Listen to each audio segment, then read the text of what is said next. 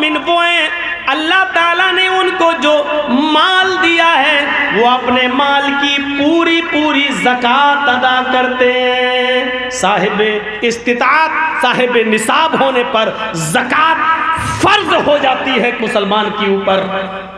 और फिर वो अगर पैसा है, रकम है, तो 40 रुपये में 1 रुपया, 100 रुपये में 2.5 रुपये, 1000 रुपये में 25 रुपये, 1 लाख में 2500 रुपये के हिसाब से ज़कात देगा। अमीरों से ली जाएगी और गरीबों में तकसीम की जाएगी। 1 रुपया भी ज़कात का आप अपने पास नहीं रख सकते। हज़रत अबू बकर सिद्दीक़ को एक सहाबी ने बकरी दी, कहा अमीरुल मोमिनीन, अल्लाह के नबी सल्लल्लाहु अलैहि वसल्लम के ज़माने में भी हम एक बकरी ज़कात में निकालते थे, हमारे ऊपर वही बनती है, लिहाजा ये बकरी बनती है, इसको मैं आज आपको भी दे रहा हूँ। अल्लाह के रसूल को मैं देता था ज़कात में, नबी को नहीं। नबी का मतलब ये नहीं कि नबी के लिए, मुसलमानों के लिए और दूसरे काम करने के लिए। तो अल्लाह के नबी जब वसूल करने आते थे तो उनको भी मैं एक बकरी देता था। आज भी वही बकरी बनती है, दे दीजिए, ये लीजिए। अबू बकर सिद्दीक़ ने कहा अल्लाह के नबी सल्लल्लाहु अलैहि वसल्लम के साथ मैं भी आया करता था ज़कात का माल वसूल करने के लिए, तुम एक बकरी देते थे, आज भी एक बकरी दे रहे हो। ज़कात तो तुम पूरी दे रहे हो, लेकिन अल्लाह के नबी सल्लल्लाहु अलैहि वसल्लम को जब बकरी देते थे तो अपने खूंटे में से खोलकर रस्सी अल्लाह के नबी के हाथ में पकड़ाते थे और अल्लाह के रसूल उस रस्सी से उस बकरी को खींचते हुए, उस रस्सी से चलाते हुए ले जाते थे। आज तुमने रस्सी बकरी के गले में नहीं है, आज उसका कान पकड़ कर लाए और मेरे हाथ में तुमने बकरी दे दी, रस्सी कहाँ है? वो सहाबी हंसने लगे, कहने लगे बकरी ज़कात में बनती है, बकरी दे दी, रस्सी की क्या ज़रूरत है, मैं अपनी दूसरी बकरी इस रस्सी में बांध लूँगा। हज़रत अबू बकर सिद्दीक़ फरमाते हैं अल्लाह के नबी को रस्सी समेत बकरी देते थे, हम भी रस्सी समेत बकरी लेंगे। अगर तुमने बकरी दे दी लेकिन रस्सी अपने पास रोक ली तो मैं तुमसे क़िताल करूँगा, मैं तुमसे जिहाद करूँगा। बकरी दे रहे हैं, रस्सी नहीं, तो हजरत अबू बकर कह रहे हैं मैं जंग लड़ूंगा तुमसे, क़िताल करूंगा मैं तुमसे, तुम्हें रस्सी भी देना पड़ेगी। आप याद रखिए, ज़कात में बकरी बन रही है, बकरी दे रहे हैं, वो मना नहीं कर रहे हैं, लेकिन रस्सी तो का रस्सी भी दो। यहाँ कितना गरीबों का हक मारा जाता है। कभी आपने एहसास किया है? ये आपका इदारा है जो लॉकडाउन की वजह से बंद चल रहा है, लेकिन कभी सोचा है कि आप तो अपने घरों में कमा कर खा रहे हैं, लेकिन मदरसे के असातिज़ा की तनख्वाहें कहाँ से आएंगी? उनके भी तो बीवी और बच्चे हैं। सोचा आपने? यही सोच पैदा करने का नाम तो इस्लाम है। यही सोच तो हमारे अंदर पैदा नहीं हो पा रही है। आपने सोचा पढ़ाया नहीं तो तनख्वाह किस बात की? लेकिन इंसानियत भी तो कोई चीज होती है, वो कहां चली जाती है आज हमारे अंदर से? तो कामयाब मोमिन की एक सिफत यह भी बताई गई, जो ज़कात के माल में कमी नहीं करते हैं, पूरी की पूरी ज़कात अदा करते हैं। वल्लज़ीना हुम लिज़्ज़काति फ़ाइलून, जो अपने माल की पूरी ज़कात देते हैं, अपने माल की पूरी ज़कात अदा करते हैं। 1 रुपया भी, 1 दिरहम भी, एक आना भी वो अपने पास नहीं छोड़ते। गरीबों का हक, मिस्कीनों का हक, बेवाओं का हक समझ कर उसको दे देते हैं। इसके बाद आइए, क़द अफ़लहल मुमिनून अल्लज़ीना हुम फ़ी सलातिहिम ख़ाशिऊन वल्लज़ीना हुम अनिल लग़्वी मुअरिज़ून वल्लज़ीना हुम लिज़्ज़काति फ़ाइलून वल्लज़ीना हुम लिफ़ुरूजिहिम हाफ़िज़ून।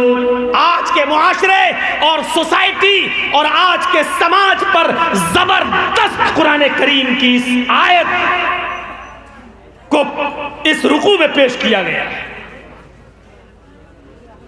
और जो अपने गुप्तांग की, अपनी शर्मगाह की हिफाजत करते हैं, दो माना है इसका, शर्मगाह की हिफाजत का।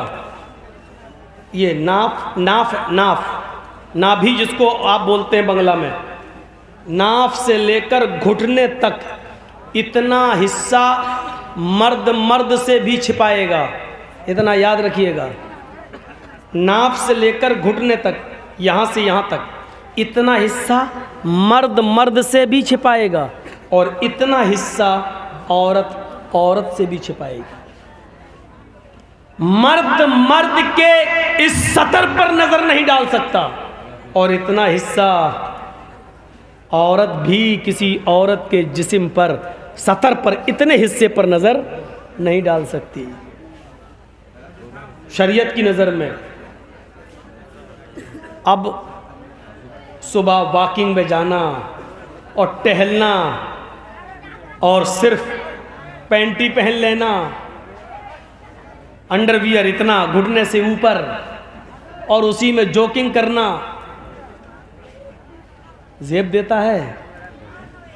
और फिर जब मर्द मर्द का ये हिस्सा नहीं देख सकता तो फिर लड़कियों का उस हिस्से पे नजर डालना और यहां से लेकर यहां तक का हिस्सा लड़की लड़की से भी, औरत औरत से भी छिपाएगी। लेकिन आज घुटने से ऊपर जितना कपड़ा आ रहा है उतनी ही वो आज मॉडर्न लड़की कहलाई जा रही है। एक बात मैं डंके की चोट पे कहता हूं और ये बात यहां नहीं, बंबई वगैरह में कहता हूं मैं, क्योंकि बंबई वगैरह का माहौल ज़्यादा वैसा है। एक पहचान बताई है मैंने, जिस लड़की के जिस्म पर जितने कम कपड़े आप देखो, आज भी ये पहचान बता रहा हूं आपको, मेरी माँ बहनें भी सुन रही हैं, सुने, और उन्हीं को सुनाने के लिए तो बोल रहा हूं। जिस लड़की के जिस्म पर जितना कम कपड़ा होगा, समझ लेना कि ये उतने ही बड़े बाप और उतने ही अमीर बाप की बेटी है। कपड़ों के साइज की कमी उनके माँ बाप की दौलत का एड्रेस देती है, पता बताती है कि इनका बाप कितना अमीर है।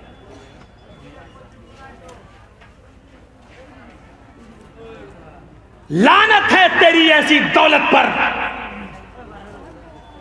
जो अपनी बेटी को 5 मीटर का कपड़ा लाकर नहीं दे सकता। और बड़े फख्र के साथ, कौन है? मेरी बहन है। बहन नहीं बोलते, सिस। अब तो सिस्टर से भी सिस रह गया, मदर से मोम रह गया, ब्रदर से ब्रो रह गया। कुछ दिनों के बाद खाना से खाना रह जाए, पीना से पीना रह जाए। बहुत शॉर्टकट में ये दुनिया चल रही है।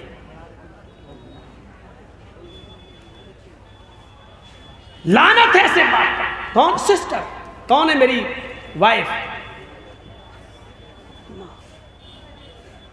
बंबई के अंदर मेरा फुफेरा भाई अभी टाटा हॉस्पिटल में, उसका पैर अभी काटा गया है पूरा कैंसर की वजह से। मैं वहीं था, पूरा 1 महीना मैं वहीं रहा हूँ और अभी कल का प्रोग्राम करके फिर वहीं जाना है, क्योंकि अभी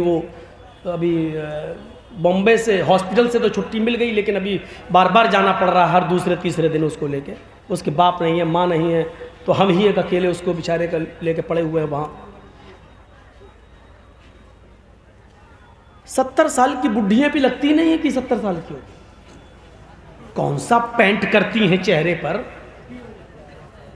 हाँ, ये अलग बात है कि पानी अगर डाल दिया जाए या बारिश हो जाए तो उनके बच्चे भी उनको पहचान नहीं पाएंगे, ऐसे निकलते। पता नहीं कौन सा सामान लगाती हैं कि वो 70 साल की भी लगती 17 साल की है। हॉस्पिटल में भी नहीं पहचान पा रहे। इस मेकअप ने इंसान को ऐसा बना दिया, कितना खतरनाक। और जब 70 साल की बुढ़ियों में भी जवानी चढ़ी है तो उनकी 18-16 साल की लड़कियों में फिर कैसी हो रही तो ताज्जुब करेंगे आप। यूरोप कंट्री में फ्रांस ने एक ड्रेस बनाया है, जिस ड्रेस को पहनकर लड़की बाथरूम में जाकर नहा ले, बस नहाने के लिए उसको पहने और बाथरूम में अपने गुस्ल खाने में जाकर उसको पहनकर नहा ले, यानी वो बाहर पहनने के लायक नहीं है। वो सिर्फ अंदर बाथरूम में उसको पहनकर शावर वगैरह से नहाने के लिए बस उसको नहा ले, फिर टॉवल वगैरह से पोंछ कर कपड़े अपने बदल कर वहाँ से बाहर निकल आए।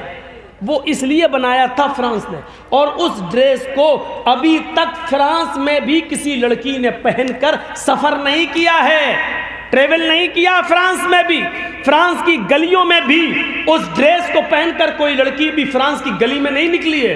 वो ड्रेस जब इंडिया में आता है और इंडिया के बड़े शहर बॉम्बे में आता है, तो बॉम्बे की एक लड़की ने उस ड्रेस को पहना है और उसको पहनकर अपने घर से जूहू चौपाटी तक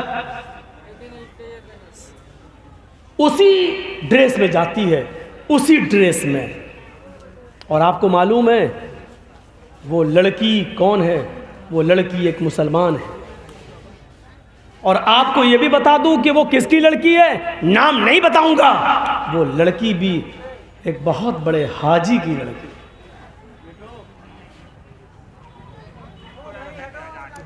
कहां जा रहा हमारा मुआशरा?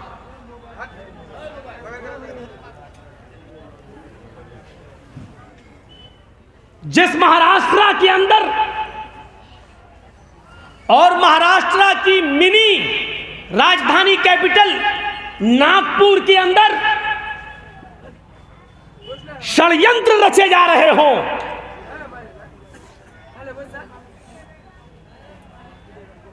एक कमरे के अंदर बैठकर कि किस तरीके से मुसलमानों की लड़कियों को हिंदू लड़कों के साथ उनका लव शुरू करवाया जाए और उनकी कोर्ट मैरिज करवाई जाए और उन मुसलमान लड़कियों से हिंदू औलादें पैदा की जाएं। ये सारी बातें आज एक संगठन और एक तंजीम के ज़ेरे साए हो रही हो, और इस कारनामे को ऐसे अंजाम दिया जा रहा है कि कॉलेज और यूनिवर्सिटियों में वैकेंसी निकाली जाती है। वैकेंसी, इतनी सीटें खाली हैं अल्पसंख्यक अकलियत के लिए, और जब उन कॉलेजेस और यूनिवर्सिटियों में मुसलमान लड़के उस वैकेंसी को देखकर जाते हैं और अप्लाई करते हैं, तो कहा जाता है कि लड़कों के लिए जितनी सीटें थी वो भरी जा चुकी हैं, अब जो सीटें खाली हैं वो लड़कियों के लिए हैं। और फिर वो सीटें लड़कियों से पुर की जाती हैं, सिर्फ मुसलमान लड़कियों से। और जाहिर है को एजुकेशन में जब लड़के और लड़कियां एक साथ बैठकर पढ़ेंगे तो माफ कीजिएगा, महाराष्ट्र के अंदर कितनी मुसलमान लड़कियां गैर मुस्लिमों के साथ कोर्ट मैरिज कर रही हैं, और कोर्ट ये कहकर उनके मां बाप की बात को रिजेक्ट कर देती है, लड़की बालिग है, उसको पूरा अधिकार है, किसी से भी शादी कर सकती है। और ये सारे काम एक संगठन, एक तहरीक, एक तंजीम के इशारे पर हो रही है, और वो तंजीम हमारी गवर्नमेंट के साए में पल रही है और परवान चढ़ रही है।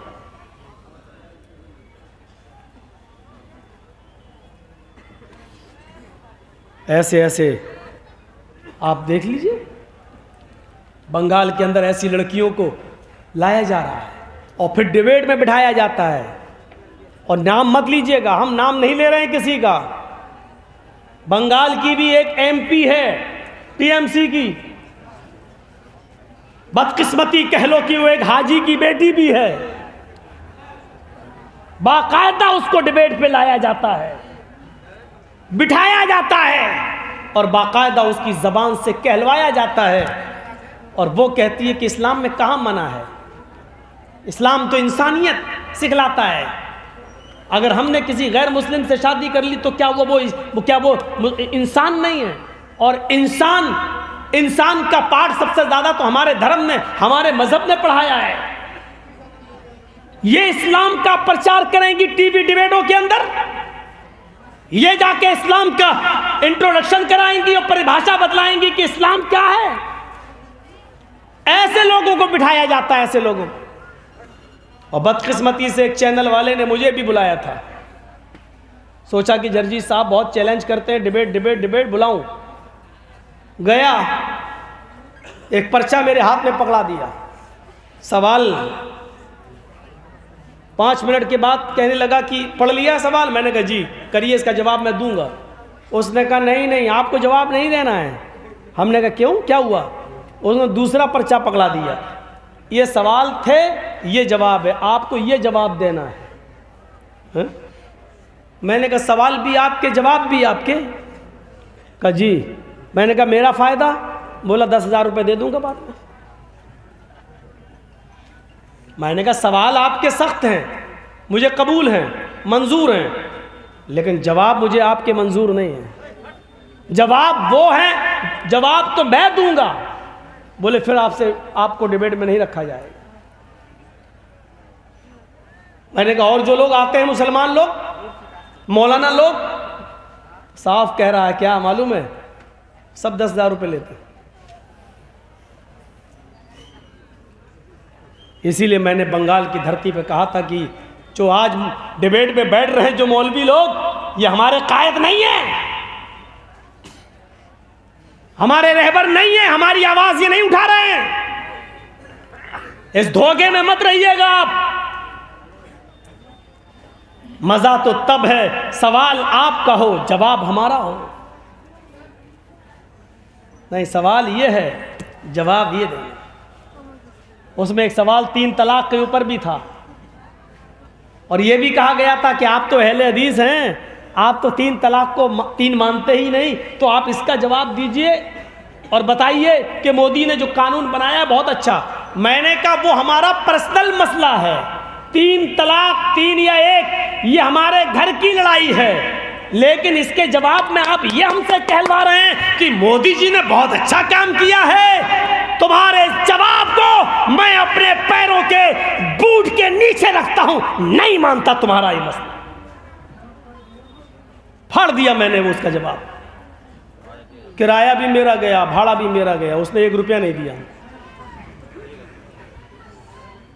सब दलाल पहुंचते हैं डिबेट के अंदर, और आप भी कान के पर्दे खोल लो बिहार वालों, सुन लो और बहुत साफ लफ्जों में सुन लो। ये देश हिंदू, मुसलमान, सिख और ईसाई और सारी कम्युनिटियों से मिलकर बनता है और चलता है। अगर इस मुल्क के अंदर कोई हिंदू हिंदू हिंदू हिंदू चीखेगा तो ये देश बर्बाद हो जाएगा, और कोई दूसरा उसके अपोजिट आकर मुसलमान मुसलमान मुसलमान, हमारा हक, मुसलमान का हक, मुसलमान मुसलमान मुसलमान चीखेगा, तब भी यह देश बर्बाद हो जाएगा। इतना याद रखना, इस देश को कामयाबी तभी मिलेगी जो हिंदू और मुसलमान, सिख और ईसाई सबको एक साथ लेकर चलने की बात करेगा। इतना याद रखिएगा, आप भी बहुत बड़े धोखे में हैं। आपको धोखा दिया जा रहा है, आपको अंधेरे में रखा जा रहा है। मैं ऐसे बीजेपी के नेताओं को जानता हूं जिन्होंने मेरे साथ ब्लैंक चेक फेंक दिया मेरे हाथ सामने, लो मौलाना क्या हुआ, भर लो जितना भरना हो। मैंने कहा क्या हुआ? कहने लगे मोदी को इतनी गाली दो, इतनी गाली दो। हमने क्या मतलब? कहा कि हम यही तो चाहते हैं कि तुम जितना बुरा कहोगे उतना ही हमारी कम्युनिटी एक हो जाएगी, वो सब एक हो जाएंगे। मैं तो हिल गया, मैंने कहा अरे बाप रे, अरे अल्लाह, ये इनकी प्लानिंग होती है, ये प्लानिंग, यानी गाली देने के लिए पैसे दिए जा रहे, ये सूरत हाल पैदा हो रही है। इतनी गंदी हो गई है सियासत, इतनी गंदी हो गई है राजनीति। इसलिए याद रखो मेरे भाइयों, ये देश सिर्फ हिंदू हिंदू कहकर नहीं चलेगा, सिर्फ मुसलमान मुसलमान कहकर नहीं चलेगा। सारी पार्टियों ने हमें लूटा, इसमें कोई शक नहीं। हमारा कोई नहीं, इसमें कोई शक नहीं। हम किससे उम्मीदें रखें? कौन है हमारा? कौन है?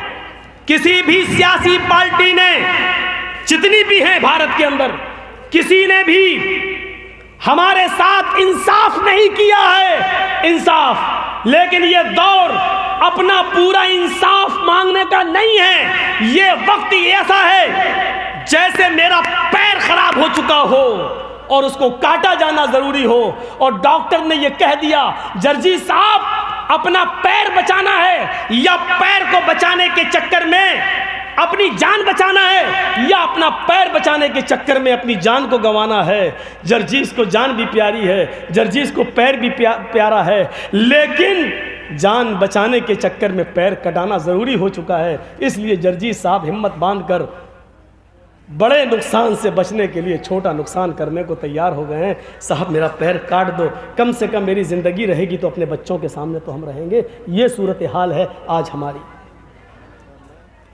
ये याद रखिएगा, ये सोच लीजिएगा,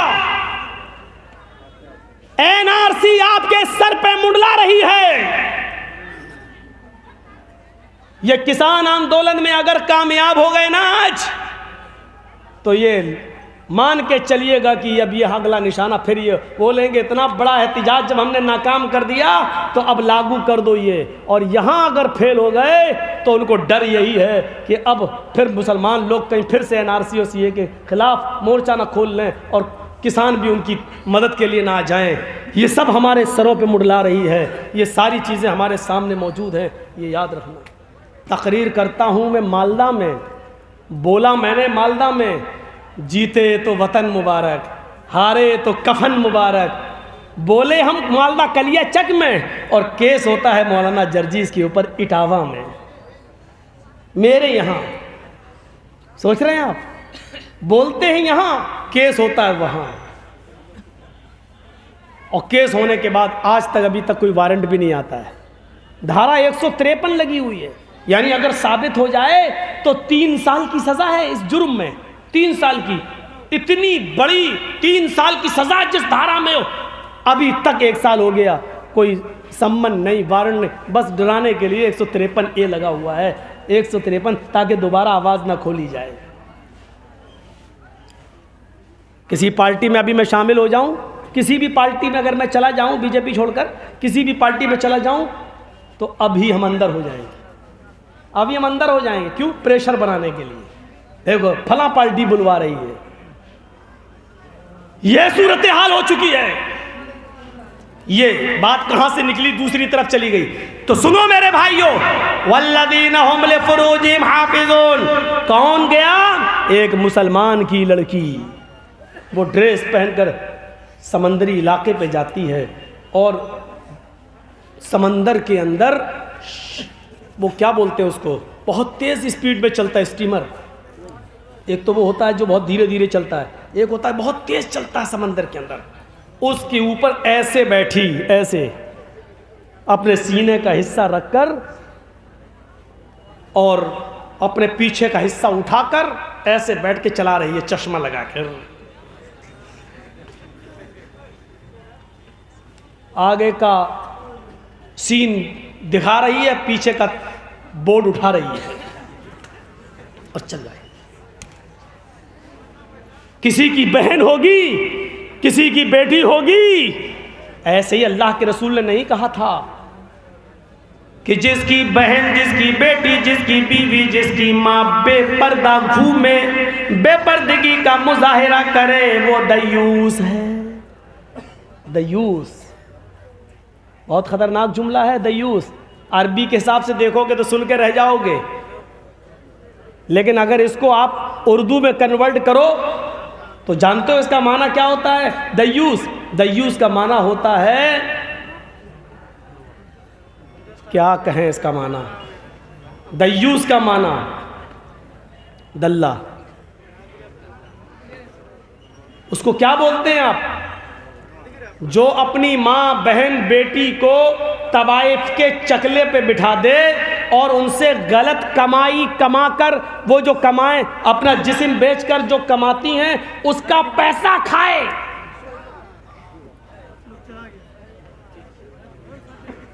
दयूस का ये माना होता है अपनी माँ, बहन, बेटी को, बीवी को गलत काम के लिए बिठाने वाला और उनकी हराम कमाई खाने वाला।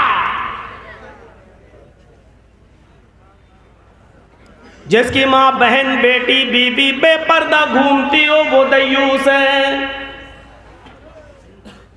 सिर्फ चौपाटियों पर घूमे वही नहीं, मज़ारों पे घूमे वही नहीं, बाजारों में घूमे वही नहीं, मार्केटों में घूमे वही नहीं, नुमाइशों में घूमे वही नहीं। ओ बिहार वालों, जलसा कराने वालों, तुम्हारे जलसे में भी जो बेपर्दगी से घूमे वो भी सरों से साड़ी के पल्लू गिरे हुए, बाल खुले हुए, बाहें खुली हुई,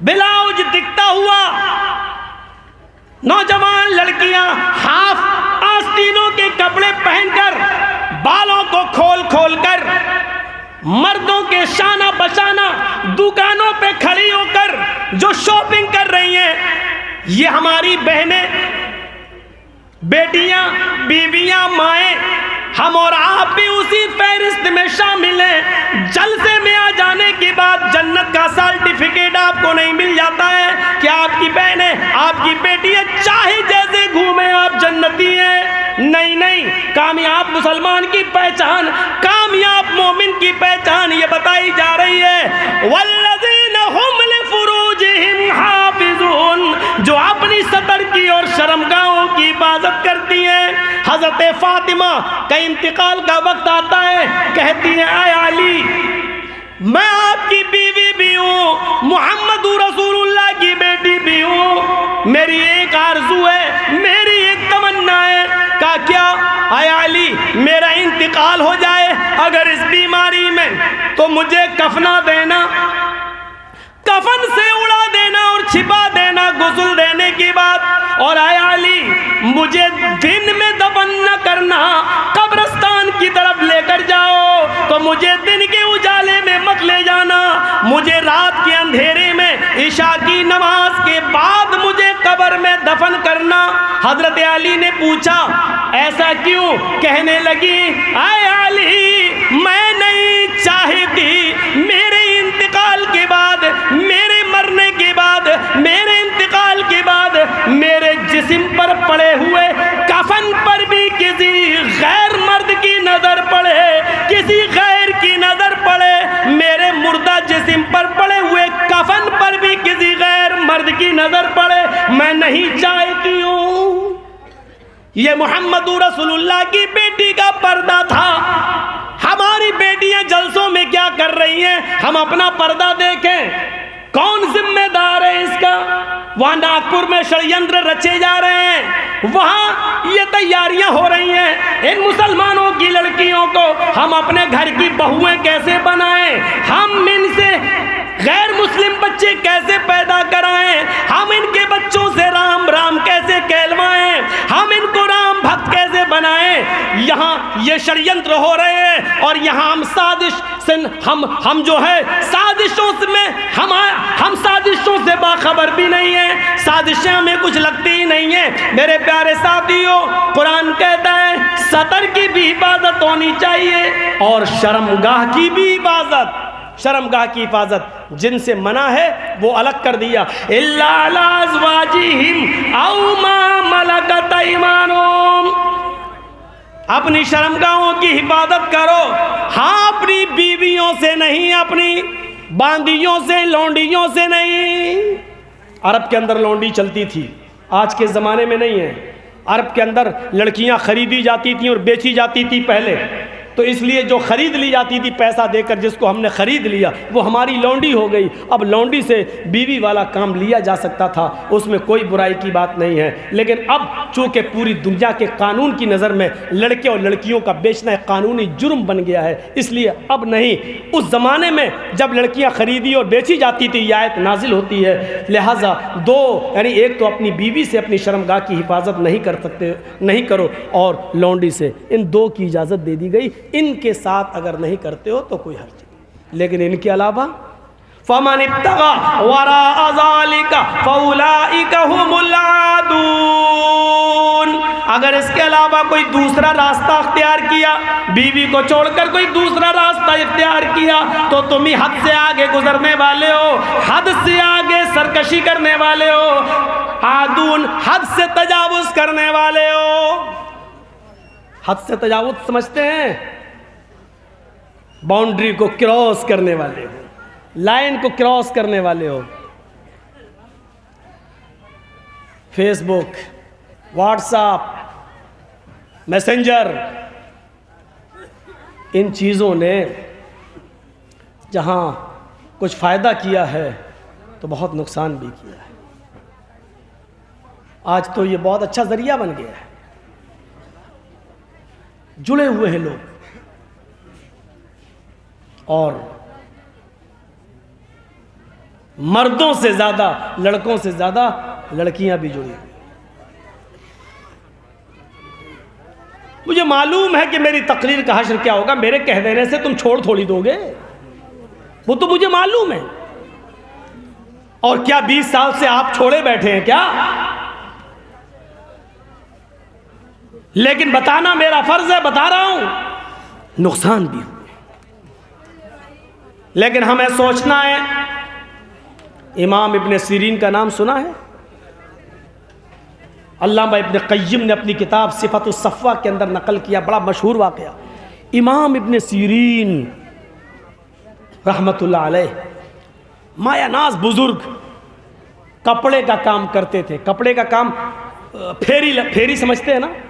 फेरी, कपड़ा अपने सर पर कपड़े की गठरी लादी और गांव गांव जाकर कपड़ा बेचते थे। कपड़ा लोग बुलाते थे, जरा कपड़ा दिखाओ, हाँ पसंद आया तो ले लेते थे। इमाम इब्ने सीरीन कपड़े का काम करते थे। उन्हीं के इलाके, उन्हीं के गांव से सटा हुआ दूसरा गांव था, वहां एक बेवा औरत रहती थी। और सुनिए नौजवानों, तुम्हारे लिए वाकया, वहां एक बेवा रहती थी, जवानी में ही उसका शौहर इंतकाल कर गया था। उसकी लौंडियों को, उसकी खादिमाओं को अपनी मालिकन की नीयत बद का पता था कि हमारी मालिकन बदचलन है, बैड कैरेक्टर है, मालूम है। उस बेवा औरत ने अपनी लौंडी, अपनी बांदी से ये कह दिया था, अगर कोई नौजवान और खूबसूरत लड़का तुम्हें दिखाई दे तो उसको किसी तरह मेरे घर तक पहुंचाओ। तो उस लौंडी ने इमाम इब्ने सीरीन का नाम पेश कर दिया। बड़े खूबसूरत हैं, बुज़ुर्ग हैं। बुज़ुर्ग का मतलब ये नहीं होता कि बुढ़ा हो। बुज़ुर्ग का मतलब इल्म के अंदर बुज़ुर्ग हैं, बड़े हैं, बहुत पहुँचे हुए आदमी हैं और हैं बहुत खूबसूरत, और कपड़े का काम करते हैं। तो कहा ठीक है, उनको कपड़ा ये कह दीजिएगा कि तुम, हमारी मालिकन आपसे कपड़ा खरीदेगी। ए भैया, जिसको उठ के जाना हो यहाँ से चला जाए, ये बीच में खड़े होकर डिस्टर्ब मत करो। सर्दियों के दिन में जब 1 बजे टाइम देंगे तो यही हाल होगा ना। आप तो फिर भी हिम्मत वाले बैठे, कल तो 1/4 चले गए, 1/4 रह गए थे, चौथाई बकिया सब चले गए थे, उठ के बहुत ज़्यादा थे। लेकिन इतनी सर्दी थी कल कि जब तकरीर ख़त्म हुई तो 1/4 ही रह गए, सिर्फ चौथाई। सुनिए, उसकी मालिकन ने कहा कि उनको लेके आओ और कह देना कि मेरी मालिकन कपड़ा खरीदेगी। इमाम इब्ने सीरीन जब उस गांव से गुजरे तो उस बेवा की खादिमा ने, बांदी ने कहा कि हमारी मालिकन आपसे कपड़ा खरीदेगी, वो आपको बुला रही है अपने घर के अंदर। ये जाते हैं कि चलो कपड़ा खरीदना तो अच्छी बात है, चले, मैं तो कपड़ा बेचता ही हूँ, चले गए। घर आ गया, दरवाज़ा खोला, बांदी ने, लौंडी ने कहा देखिए मेरी मालिकन है, उनके कमरे में मेरी एंट्री नहीं है, आप जाइए, मैं यहीं तक हूँ। उन्होंने दूसरा दरवाज़ा खोला, आवाज़ आई आ जाओ, दूसरा दरवाजे के अंदर भी चले गए। देखा एक और दरवाज़ा है, कहा, उसको खटखटाया, कहा आ जाइए अंदर। उन्होंने उसको भी खोला, अंदर खूबसूरत औरत सेक्सी कपड़े पहने हुए बैठी हुई। ये अपने कपड़े की गठरी खोलते हैं, जी बताइए मैं और कौन सा दिखाऊं, उसकी तरफ देख ही नहीं रहे हैं। नेक आदमी, सीधे साधे। हाँ ये देखिए, अब वो देख के कहती हटाओ ना, अरे सुनो ना, दिल लगी की बातें करने लगी। और ये बेचारे कपड़े की गठरी खोलते खोलते खोलते खोलते थक गए। उसने कहा अरे बंद करो, जितने का तुम्हारा कपड़ा है उससे ज्यादा मैं तुम्हें पैसा दे दूंगी। तो कहें क्या मतलब है? तो डायरेक्ट बोलती उदनु मिन्नी, मेरे करीब आइए, इशारा है मेरे साथ मुजामियत कीजिए। और वो हाथ पकड़ के खींचने लगी, हट। उन्होंने कहा देखो मैं शोर कर दूं, लड़कियों के पास यही चारा है, मैं शोर अभी कर दूंगी फिर क्या होगा? बड़े अजीब हो, ये मर्द की जात भी बड़ी अजीब है। औरत और मर्द में अगर लड़ाई हो जाए रास्ते में, और मर्द अगर किसी औरत को मार दे तो क्या कहेंगे? बड़ा जालिम मर्द है। एक लड़की को मार रहा है और लड़की किसी मर्द को मार दे तब भी क्या कहेंगे? जरूर इस कमीने ने कुछ किया होगा तभी मारा है। दोनों सूरतों में बेचारा मर्द ही पिसता है, हर हाल में। यही हाल वहां था, क्या करें? उसने कहा करीब आइए ना। अब इतनी जल्दी भागे कैसे? ये शोर करने के लिए तैयार। इनके दिमाग में एक आइडिया आया। सिफत उस सफ़ा में अल्लामा इब्न क़य्यिम ने नकल किया। इनके दिमाग में एक आइडिया आया, कहने लगे अच्छा ठीक है, तुम जो चाहती हो वो मैं पूरा करने के लिए तैयार हूँ, लेकिन मुझे बहुत सख्त क़ज़ाए हाजत की ज़रूरत है, लैट्रीन लग रही है, मुझे पायखाने की ज़रूरत है, लैट्रीन की। वो मुझे बताइए कहाँ है? उसने कहा ऐसे जाइए ऊपर, और ऊपर जाकर आप लेफ़्ट में चले जाइए, वहाँ लैट्रीन बनी हुई है, जाइए फारिग होके आइए। ये जाते हैं तो क्या देखते हैं? लैट्रीन तो बनी है, लैट्रीन के बगल में ही बाथरूम यानी गुस्ल खाना भी है, और गुस्ल खाने ही के साथ किचन बना हुआ है, और किचन से एक नाली निकली हुई है, नाली। बस ये उसी नाली के पास बैठ गए और देखा कि बहुत गंदी नाली है, और उसके अंदर काली काली जो गंदगी होती है नाली की, वो ठीक है। उन्होंने कहा मेरा मकसद हो गया। इन्होंने डाला हाथ उस नाली में और निकाली नाली की गंदगी और कपड़ों पे मलना शुरू कर दिया, और वही गंदगी लेकर अपने मुंह पे और आ गए इसी हाल में नीचे उस औरत के पास। किसका मोबाइल है भैया? मोबाइल या तो बंद करो भैया। कौन? इफ्तिखार आलम है, उनका फ़ोन आ रहा है भैया के पास। गंदगी लगा। अब वो उसके पास आए, चलो कहाँ करना है तुम्हारे साथ गलत काम, चलो। वो कहते हैं दूर, हट हट हट है, ये क्या हट? नहीं ना ना, बताओ कहाँ है? वो हट रही है। जल्दी से कपड़े की गठरी उठाई और भागे। फ़खारा जहारिबन, ये अल्फाज है सिफत सफ़ा के। भागते हुए निकले और सीधे अपने गांव में आए। कुआं जहां देखा वहीं पर उठ के उन्होंने मुंह हाथ धोया और सीधे घर पहुंचे। उनकी बीवी ने कहा ये क्या हालत बनाई? पूरा वाक़या सुनाया। बीवी खुश हुई, अल्लाह का शुक्र है आपने बचा लिया अपने आप को। बीवी तो खुश होगी ही, आपने बचाया, अल्लाह ने बचा दिया आपको। क्या लोग थे, नौजवान थे, खूबसूरत औरत थी, बुला रही है, दावत दे रही है, आओ। और अपने आप को जिना से बचाने के लिए नाली की गंदगी इन्होंने अपने जिस्म पर मल ली, चेहरे पे मल ली, लेकिन अपने आप को गुनाह से बचा लिया। और वो औरत जिंदगी भर नफरत कर, हट उससे नहीं मिलेंगे, बड़ा गंदा है, हट हट हट। वल्लदीना हुम लिफुरूजिहिम हाफिजून, जो अपनी शर्मगाहों की हिफाजत करते हैं, ये मोमिन भी कामयाब। माफ़ कीजिएगा, मोमिन तो हैं, मुसलमान तो हैं, लेकिन कामयाब नहीं है। कामयाबी के लक्षण ये हैं, नमाजों में खुशू और खुजू बरता जाए, लग़वियात से दूर रहा जाए, ज़कात की पूरी पूरी अदायगी की जाए, और शर्मगाह की हिफाजत की जाए। एक और वाक़या सुनिए, और ये वाक़या तो बुखारी के अंदर है, कोई ऐसी वैसी किताब के अंदर नहीं, बुखारी के अंदर। एक सहाबी हैं, इस्लाम लाते हैं, इस्लाम अशहदु अल्ला इलाहा इल्लल्लाह व अशहदु अन्ना मुहम्मदन अब्दुहु व रसूलुहु कलमा पढ़ते हैं और मुसलमान हो जाते हैं। नाम है इनका मरसद इब्ने अबी मरसद गनवी, नाम है इनका मरसद इब्ने अबी मरसद गनवी। इस्लाम लाते हैं, कलमा पढ़कर मुसलमान होते हैं। अभी अल्लाह के नबी की हाथ पर हाथ रखकर इस्लाम कबूल किया, कलमा पढ़ा, इधर अजान की आवाज आती है, हय्या अलस सलाह हय्या अलल फलाह। अजान की आवाज सुनकर मस्जिद के अंदर दाखिल होते हैं, अल्लाह के नबी नमाज पढ़ाते हैं। मरसद इब्ने अबी मरसद की ये पहली नमाज है नबी के पीछे, पहली नमाज है नबी के पीछे। सलाम फेरते हैं, मरसद इब्ने अबी मरसद खड़े हो जाते हैं, आए अल्लाह के नबी इस्लाम तो कबूल कर लिया है मैंने, और आपने फरमाया इस्लाम कबूल करने के बाद सारे गुनाह माफ हो जाते हैं, तो अब तक मेरे जितने गुनाह थे अल्लाह के नबी माफ हो गए होंगे। आपने फरमाया ऑफ कोर्स, बिल्कुल सही, अब तुम गुनाहों से बिल्कुल ऐसे पाक और साफ हो चुके हो जैसे कोई बच्चा अपनी माँ के पेट से आज ही पैदा हुआ हो, तुम बिल्कुल गुनाहों से पाक और साफ हो।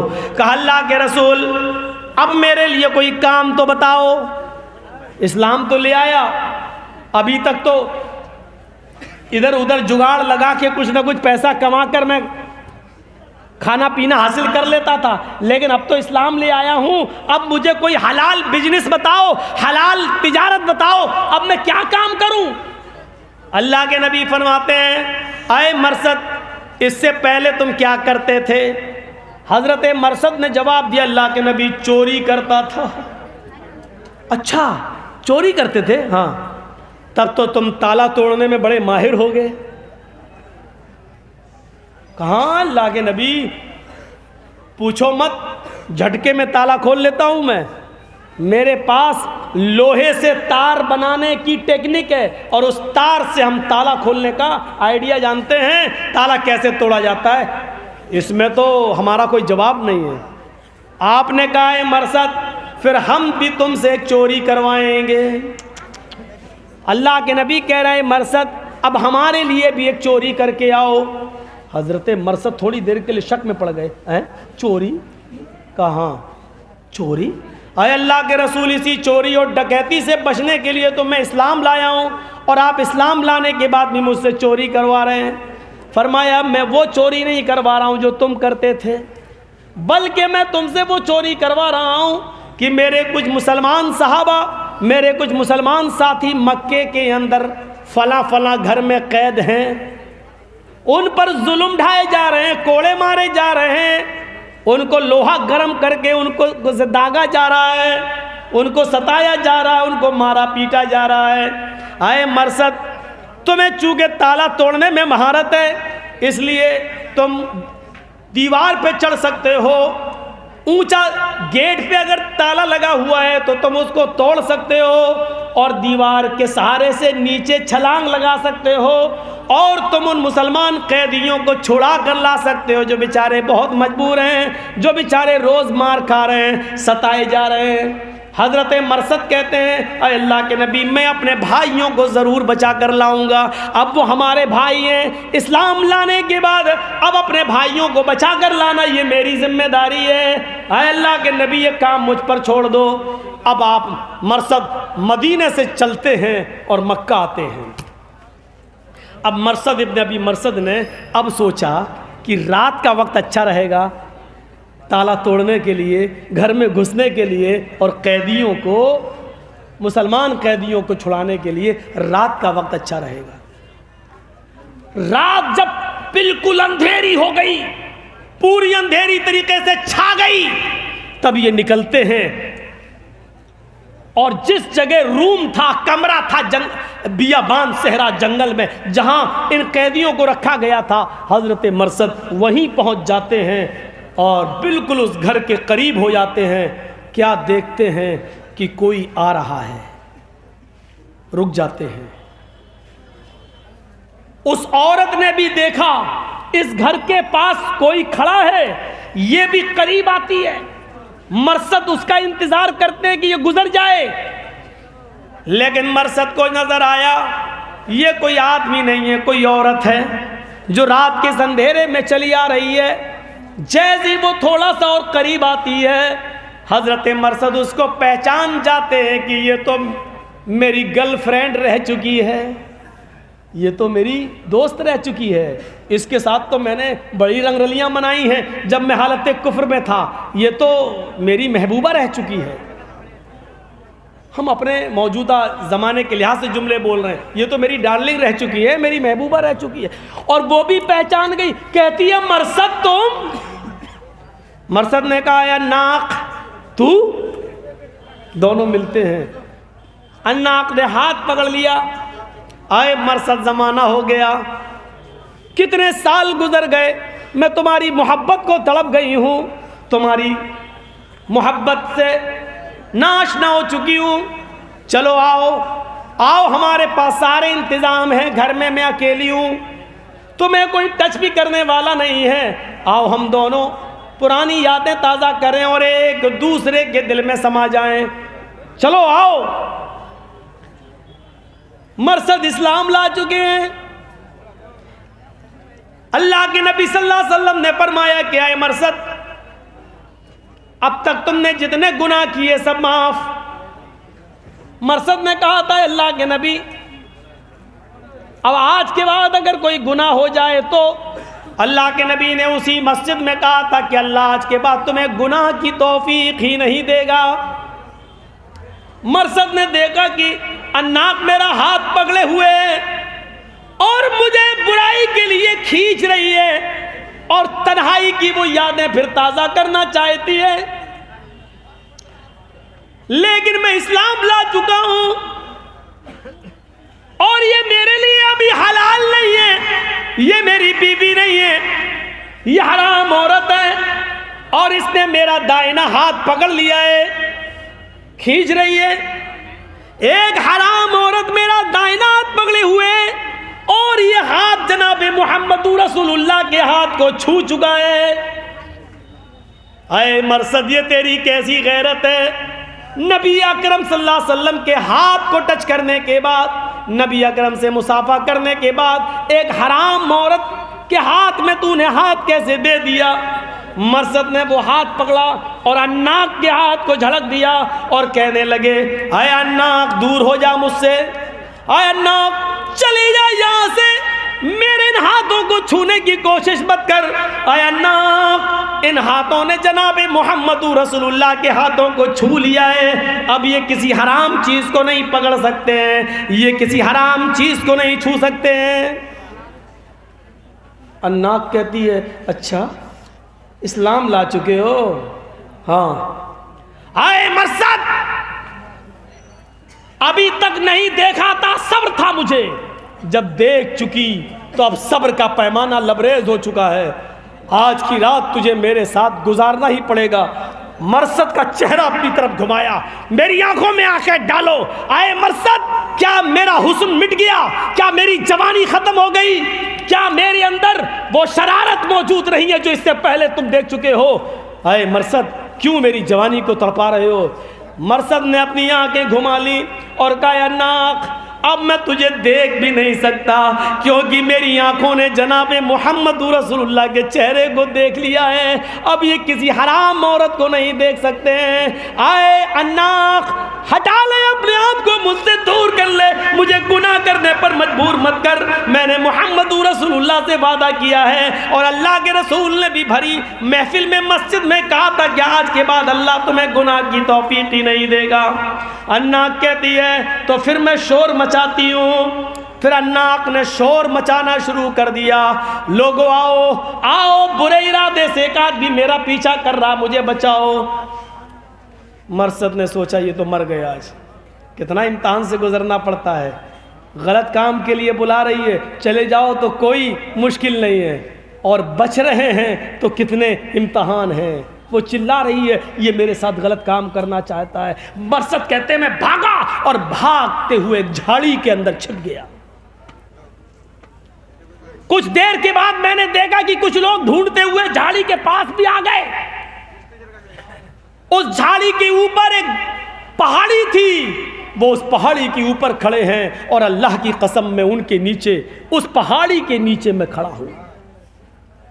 मुझे दरख्त के कुछ पत्तों ने छिपा लिया है, वो मुझे देख नहीं पा रहे हैं। मरसद इब्न अबी मरसद कहते हैं, बुखारी की रिवायत मौजूद है, उसी में से एक काफिर को वहीं पेशाब लगा और उसने उस पहाड़ी के ऊपर से पेशाब करना शुरू कर दिया। अल्लाह की कसम, वो आदमी, वो काफिर ऊपर की पहाड़ी से पेशाब कर रहा था और उसके पेशाब की धार दरख्त के पत्तों को छूते हुए मेरे सर के ऊपर गिर रही थी, लेकिन मैं टच से मस नहीं हो रहा था। अगर टच से मस भी हुआ तो ये पत्ते हिल जाएंगे, और अगर दरख्त के पत्ते हिले तो ऊपर काफिरों को शक हो जाएगा कि मैं यहाँ छिपा हुआ हूँ। उनका पेशाब मेरे सर के ऊपर आ रहा था, लेकिन मैं टच से मस नहीं हुआ। थोड़ी देर के बाद मुझे महसूस हुआ कि अब यहाँ कोई नहीं है। थोड़ी और रात गुजर गई और मुझे यकीन हो गया वो सब लोग चले गए और अन्नाक भी चली गई। तो फिर मैं अपने मकसद के लिए निकला। मैंने लोहे का तार बनाया था, मैंने उसी से ताला तोड़ा, मैं अंदर दाखिल हुआ और अपने कुछ मुसलमान साथियों को, साहबियों को मैं छुड़ा कर ले आया।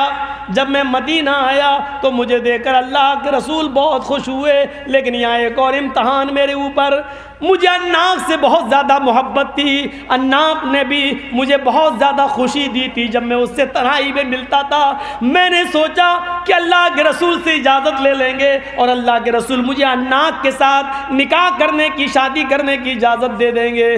जब मैं अल्लाह के नबी के पास आया और पूरा वाक़या मैंने बयान किया अल्लाह के रसूल, उसने मेरा हाथ पकड़ा, मैंने हाथ ठुकराया। मैंने कहा मेरे हाथों ने मोहम्मद रसूलुल्लाह के हाथ को छू लिया है, अब मैं हराम औरत को नहीं छू सकता।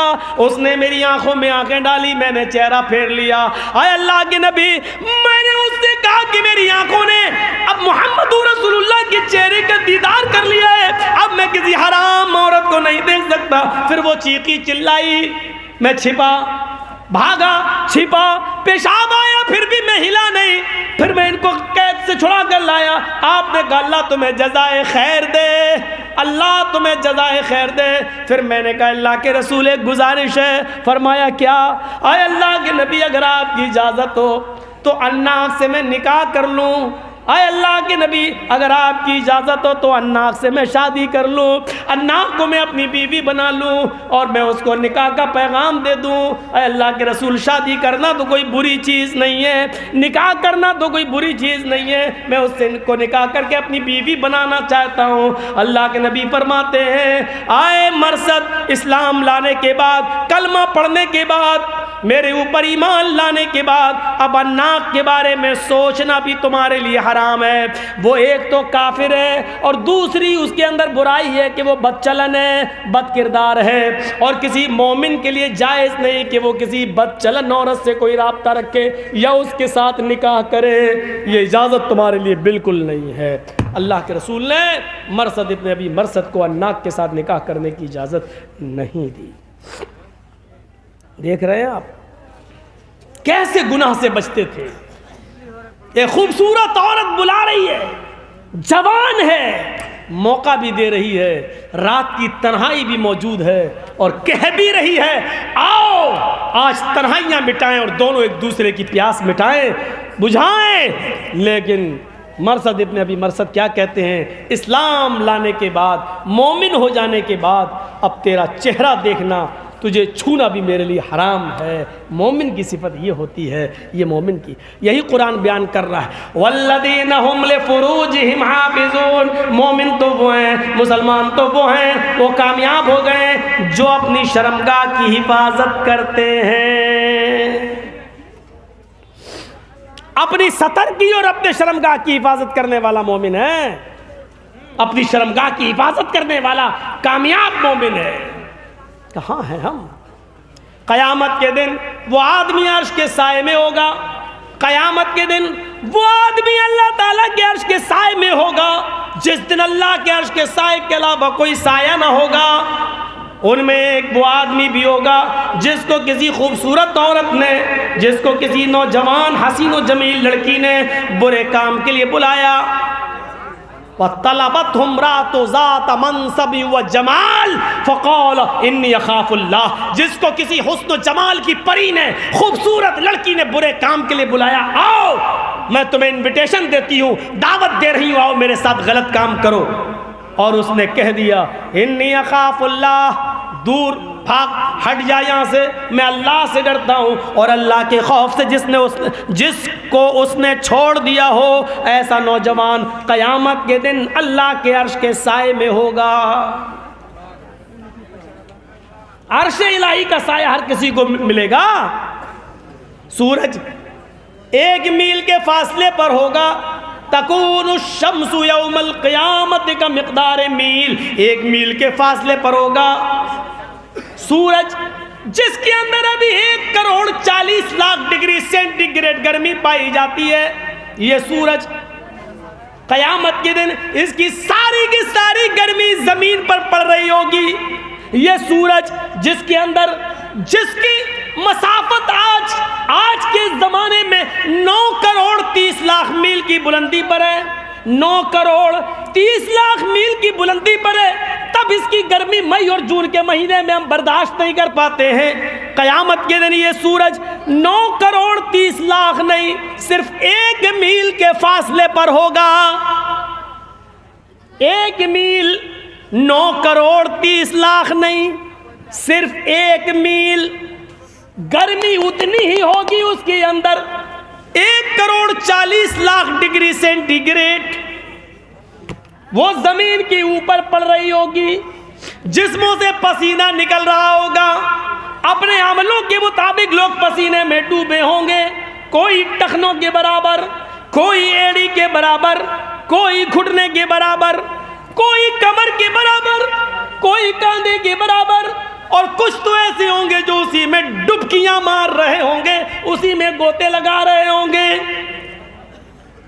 और ऐसे मौके पर 7 किस्म के लोग अर्श इलाही के साए में होंगे, जिनको अल्लाह अपने अर्श का साया देगा। सबातुन युज़िल्लुहुमुल्लाहु फी ज़िल्लिही यौमा ला ज़िल्ला इल्ला ज़िल्लुहु, इमामुन आदिल व शाबुन नशअ फी इबादतिल्लाह व रजुलुन क़ल्बुहु मुअल्लक़ुन फिल मसाजिद व रजुलानी तहाब्बा फिल्लाहि इज्तमा अलैहि व तफर्रक़ा अलैहि व रजुलुन तलबतहुम रातु ज़ाता मनसबिन व जमालिन फ़क़ाल इन्नी अख़ाफ़ुल्लाह व रजुलुन ज़करल्लाह ख़ालियन फ़फ़ाज़त ऐनाहु व रजुलुन तसद्दक़ बिसदक़तिन फ़अख़फ़ाहा हत्ता ला तअलम शिमालुहु मा तुनफ़िक़ु यमीनुहु। ये 7 किस्म के लोग क़यामत के दिन अर्श के साए में होंगे। अदल व इंसाफ करने वाला अमीर, जिसने किसी के साथ बेइंसाफ़ी नहीं की होगी, हमेशा अल्लाह से डरता रहा होगा, अदल व इंसाफ से काम लिया होगा, यह आदमी अर्श के साए में होगा। दूसरा वो नौजवान जो अल्लाह ताला की इबादत में लगा हुआ है, वह शाबुन नशअ फी इबादतिल्लाह, नौजवान जो अल्लाह की इबादत में लगा हुआ है, व रजुलुन क़ल्बुहु मुअल्लक़ुन फिल मसाजिद, और तीसरा वो नौजवान जिसका दिल मस्जिद में लगा हुआ है। ज़ुहर पढ़ के आया, असर की नमाज का वक्त दिमाग लगा रहा है, असर पढ़ के आया, बार बार घड़ी देख रहा, मगरिब की नमाज कब होगी, मगरिब पढ़ के आया, ईशा की अज़ान पर कान लगाए हुए, ईशा कब होगी। जिसका दिमाग मस्जिद में लगा हुआ है, ये नमाज का वक्त निकल गया तो अब दूसरी नमाज कब आएगी। जिसका दिमाग हर वक्त नमाज की तरफ लगा हुआ है, तीसरा ये नौजवान अर्श के साए में होगा। वरजुलानी तहब्बा फिल्लाह इज्तमा अलैहि व तफर्रक़ा अलैहि, और चौथा वो नौजवान अर्श के साए में होगा। मेरे भाइयों, वो दो इंसान जिन्होंने आपस में मोहब्बत की होगी तो अल्लाह के लिए, और किसी से दुश्मनी की होगी तो अल्लाह के लिए, उन्होंने अपने जाती फायदे के लिए न तो दोस्ती की होगी ना दुश्मनी ली होगी, अल्लाह के लिए दोस्ती और अल्लाह ही के लिए दुश्मनी। और पांचवा वो नौजवान अर्श के साए में होगा जिसको रजुलुन तलबतहुम रातु ज़ाता मनसबि व जमाल, जिसको खूबसूरत लड़की ने बुलाया, बुरे काम के लिए बुलाया, व्हाट्सएप से बुलाया, फोन करके बुलाया, मोबाइल पे बोल के बुलाया, हो अम्मी अब्बू शादी में गए, आओ मम्मी पापा सब डॉक्टर के पास गए, हम घर में अकेले हैं। किसी कॉलेज की लड़की ने बुलाया, किसी हैंडसम, किसी स्मार्ट लड़की ने बुलाया, खूब खूबसूरत ज़ात मनसब व जमाल का लफ्ज़ आया हदीस में, जो हशमत जाहो जलाल वाली, पैसे वाली, दौलत वाली और खूबसूरत लड़की जिसके पास ऐशो आराम की चीज़ों की कमी ना हो, ऐसी लड़की ने किसी नौजवान को गलत काम की दावत दी और इस आदमी ने उसकी ठुकरा दी, उसके पैसे की तरफ नहीं देखा, दौलत की तरफ नहीं देखा, जाहो जलाल की तरफ नहीं देखा, चाहे हश्म उसके मनसब और जमाल की तरफ नहीं देखा, उसकी कैटेगरी की तरफ नहीं देखा, उसकी ऊंची पोस्ट की तरफ नहीं देखा, उसके ऊंचे खानदान की तरफ नहीं देखा, उसके हुस्न जमाल की तरफ नहीं देखा और कहा नहीं, इन्नी यखाफुल्लाह, मैं अल्लाह से डरता हूँ, यह आदमी भी अल्लाह के अर्श के साए में होगा। और छठा आदमी अल्लाह के अर्श के साए में वो होगा जिसने अल्लाह को तन्हाई में याद किया। व रजुलुन ज़करल्लाह खालियन फफाज़त ऐना, जिसको ने तो अल्लाह को तन्हाई में याद किया और उसकी आंखों से आंसू निकल आए। मजमे में तो सब रो लेते हैं, जरजीज साहब की तक़रीर सुन के तो सबके आंखों में आंसू आ जाएंगे। जहन्नम का अज़ाब और मैदान महशर के जासूस नक्शे को सुनकर तो मजमे में सब रो देंगे, लेकिन ये रोना रोना नहीं है। रोना तो वो है कि रात के अंधेरे में उठा हो, 2 रकात नफिल नमाज पढ़ी हो और हाथ उठाकर जहन्नम के अजाब से पनाह मांग रहा हो, अजाब कब्र से पनाह मांग रहा हो और उसकी आंखों में अल्लाह के अजाब की वजह से आंखों में आंसू आ गए हो कि बड़ा खतरनाक है और अल्लाह के खौफ से वो रो दिया हो, तो उसकी आंखों से आंसू बह पड़े हों अकेले में तन्हाई में, क्योंकि तन्हाई में रोने वाला और उसकी आंखों से गिरने वाले आंसू तकब्बुर के, वो दिखावे के नहीं होते हैं, उसमें रिया नमूद नहीं होती है, उसमें दिखावा नहीं होता है, क्योंकि वो अकेले में रो रहा है जहां उसका बाप भी, उसकी बीवी भी, उसके बच्चे भी उसको नहीं देख रहे। इसका मतलब ये है कि आज इसकी आंखों में आंसू सिर्फ अल्लाह के खौफ से है और अल्लाह के डर से है। तो वह ज़कर अल्लाह खालियन, जिसने अल्लाह को तन्हाई में याद किया, फफाज़त और उसकी आंखों से आंसू निकल आए, तो यह आदमी भी अल्लाह के अर्श के साए में होगा। वरजुलुन तसद्दक़ बिसदक़तिन फअख़फ़ाहा, और 7वां आदमी अल्लाह के अर्श के साए में वो होगा जिसने किसी को सदका किया, खैरात किया, चुपके से किसी की मदद की और इस तरीके से की, छिपा कर दी, इस तरीके से हत्ता ला तालमा शिमालु मा तुनफ़िक़ु यमीनु, कि उसने दाहिने हाथ से क्या दिया इसकी खबर बाएं हाथ को भी ना पता चले, यानी किसी को ना पता चले, और चुपके से अल्लाह की राह में सदका और खैरात करने वाला ये अल्लाह के अर्श के साए में होगा। अपने दर के भी उसूल बदलो। हाँ, जो चंदा वो जो होता है ना, लाओ मदरसे के लिए, एक आदमी देख रहा है अच्छा इसने कितना दिया, 100 रुपये, अब हम 200 देंगे। तो दिखावा बहुत चलता है और अजीब 20 साल से आ रहा हूँ, तकरीरों में देख रहा हूँ, जिसका नोट जितना बड़ा नारा उतना लंबा। जो साहब चंदा करते हैं, देखा कि हाँ 10 रुपये दिए अल्लाह साहब ये दे, 20 रुपये दिए हाँ अल्लाह ताला, और जहाँ देखा 2000 का नोट मिला, नारे तकबीर। ऐसा लगता है कि 10 वाले को जन्नत मिलेगी ही नहीं, 2000 वाले ने जन्नत खरीद ली है। अजीब सा लगता है, जिसका नोट जितना बड़ा उसको उतनी बड़ी जन्नत। खुलूस देखता अल्लाह, इन्नल्लाह ला यंजुरु इला सामिकुम वला इला सुवरिकुम, अल्लाह तुम्हारे जिस्मों को नहीं देखता, कितने बड़े बॉडी बिल्डर हो, सलमान खान की तरह बॉडी है कि नहीं, अल्लाह नहीं देखता। वला इला सुवरिकुम, तुम्हारी शक्ल सूरतों की तरफ भी नहीं देखता, कितने हैंडसम हो, कितने खूबसूरत हो, कितने स्मार्ट हो, अल्लाह उस तरफ भी नहीं देखता। नहीं, वलाकिन यंजुरु इला कुलूबिकुम, वो तुम्हारे दिलों की तरफ देखता है। देखे तुम्हारे दिलों में तकवा कितना है, तुम्हारे दिलों में परहेजगारी कितनी है, तुम अल्लाह का कितना डर अपने अंदर पैदा करते हो। इसलिए कहा लन यनाल अल्लाह लुहूमुहा वला दिमाउहा वलाकिन यनालुहु तक़वा मिनकुम, जो कुर्बानी तुम करते हो उसका गोश्त और उसका खून अल्लाह को नहीं पहुँचता। लन यनाल अल्लाह लुहूमुहा वला दिमाउहा, कुर्बानी जो करते हो ना उसका गोश्त अल्लाह को नहीं जाता, उसका खून भी अल्लाह को नहीं जाता। वलाकिन यनालुहु तक़वा मिन, वो तुम्हारे दिलों का तकवा देखता है डर, किस नीयत से तुम कुर्बानी कर रहे हो। हमने देखा बकरा नहीं खरीद रहे हैं कुर्बानी के लिए, ना ना, पहले पड़ोसी का देखें, पड़ोसी लाया 10,000 का बकरा, बीवी कहने लगी मालूम है 10,000 का लाया, तुम्हारी कारोबार में बनती नहीं है उससे, अब देखो मोहल्ले वाले क्या कहेंगे। कहा ठीक, वो जाके 15,000 का लाया और दिखा रहा कितने का मिला, 15 का, और जोर से बता रहा 15 का, ताकि लोग समझ लें उसका 10 का ही मैं 15 का। अल्लाह ताला ये नहीं देखता, अल्लाह ताला ये देखता है कि तकवा कितना है, डर कितना है तुम्हारे अंदर, खौफ कितना है तुम्हारे अंदर। अल्लाह नीयतों को देखता है, नीयतों को। चाहे कितना अच्छा काम कर लो, कयामत के दिन उस आदमी को लाया जाएगा जिसने गर्दन कटाई होगी अपनी, कत्ल हुआ होगा वो जंग में। अल्लाह ताला पूछेगा इधर आओ, मैंने तुम्हें ज़िंदगी दी थी, क्या किया था? कहेगा अल्लाह तुझे मालूम नहीं। अल्लाह कहेगा मैं तुझसे पूछ रहा हूँ, बता क्या किया?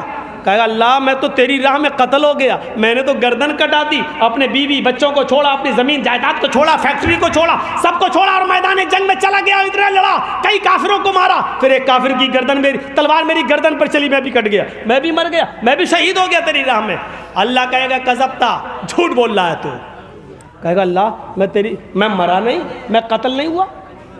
अल्लाह कहेगा तूने घर छोड़ा सही, बीवी छोड़ी सही, बच्चे छोड़े ये भी सही, तूने फैक्ट्री छोड़ी ये भी सही, ज़मीन और जायदाद छोड़ी ये भी सही, मैदान जंग में लड़ाई ये भी सही, तलवार चलाई ये भी सही, काफिरों को मारा ये भी सही, और एक काफिर की तलवार तेरी गर्दन पे चली ये भी सही, तू मरा ये भी सही, लेकिन अल्लाह की राह में कत्ल हुआ ये सही नहीं।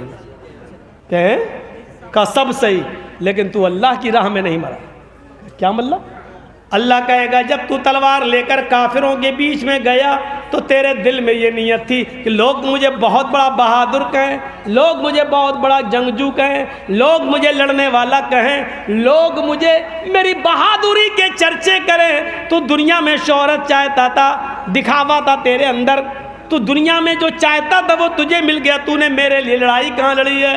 तू तो लोगों की नज़रों में अच्छा बनने के लिए, बहादुर कहलाने के लिए लड़ा था। चलो आओ, डाल दिया जाएगा जहन्नम में। घर भी गया, बीवी बच्चे भी छोड़े, फैक्ट्री भी छोड़ी, कारोबार भी छोड़ा, कई काफिरों को मारा, खुद भी कत्ल हुआ, लेकिन कहाँ गया? जहन्नम में। कितनी सी बात पर सिर्फ दिल में ये नीयत थी कि लोग मुझे बहुत बड़ा बहादुर कहें। इतने से काम पर कहाँ चला गया? जहन्नम में। नीयत देख रहे हैं आप कैसी है? काम अच्छा था, लड़ा मैदान जंग में, लेकिन नीयत खराब थी, इसलिए अच्छा काम भी बेकार हो गया। जुमे के दिन नमाज पढ़ने आ गए, शनिचर गायब, इतवार गायब, सोमवार गायब, मंगल गायब, बुध गायब, जुमरात गायब, जुमे को पहली सब में बैठे हैं नहा धोकर, सऊदी अरब का रुमाल भी डाले हुए हैं, जन्नतुल फिरदौस भी लगा ली, पहली सब में बैठे हैं। जर्जी साहब ने नमाज के बाद पूछा, साहब पूरे हफ्ते देखे नहीं, जुमे में अगली सब में, माशाअल्लाह। कहो भाई खैरियत तो है? हाँ वली साहब आज जुमा था। अच्छा जुमा था, हाँ। ओ इसका मतलब जुमे को अल्लाह देखता है, बकिया दिन अंधा हो जाता है, नऊज़ुबिल्लाह। बकिया दिन अल्लाह नहीं देखता। अरे यार कैसी बात कर रहे हैं मौलाना साहब, अल्लाह तो हर दिन देखता है। ओ हर दिन देखता है तो फिर तुमने और दिन नमाज नहीं पढ़ी, आज क्यों पढ़ी? आज जुमा था। अच्छा जुमे के दिन नमाज पढ़ने से पूरे हफ्ते के गुनाह माफ़ हो जाते हैं और पूरे हफ्ते की नमाजें माफ़ हो जाती हैं।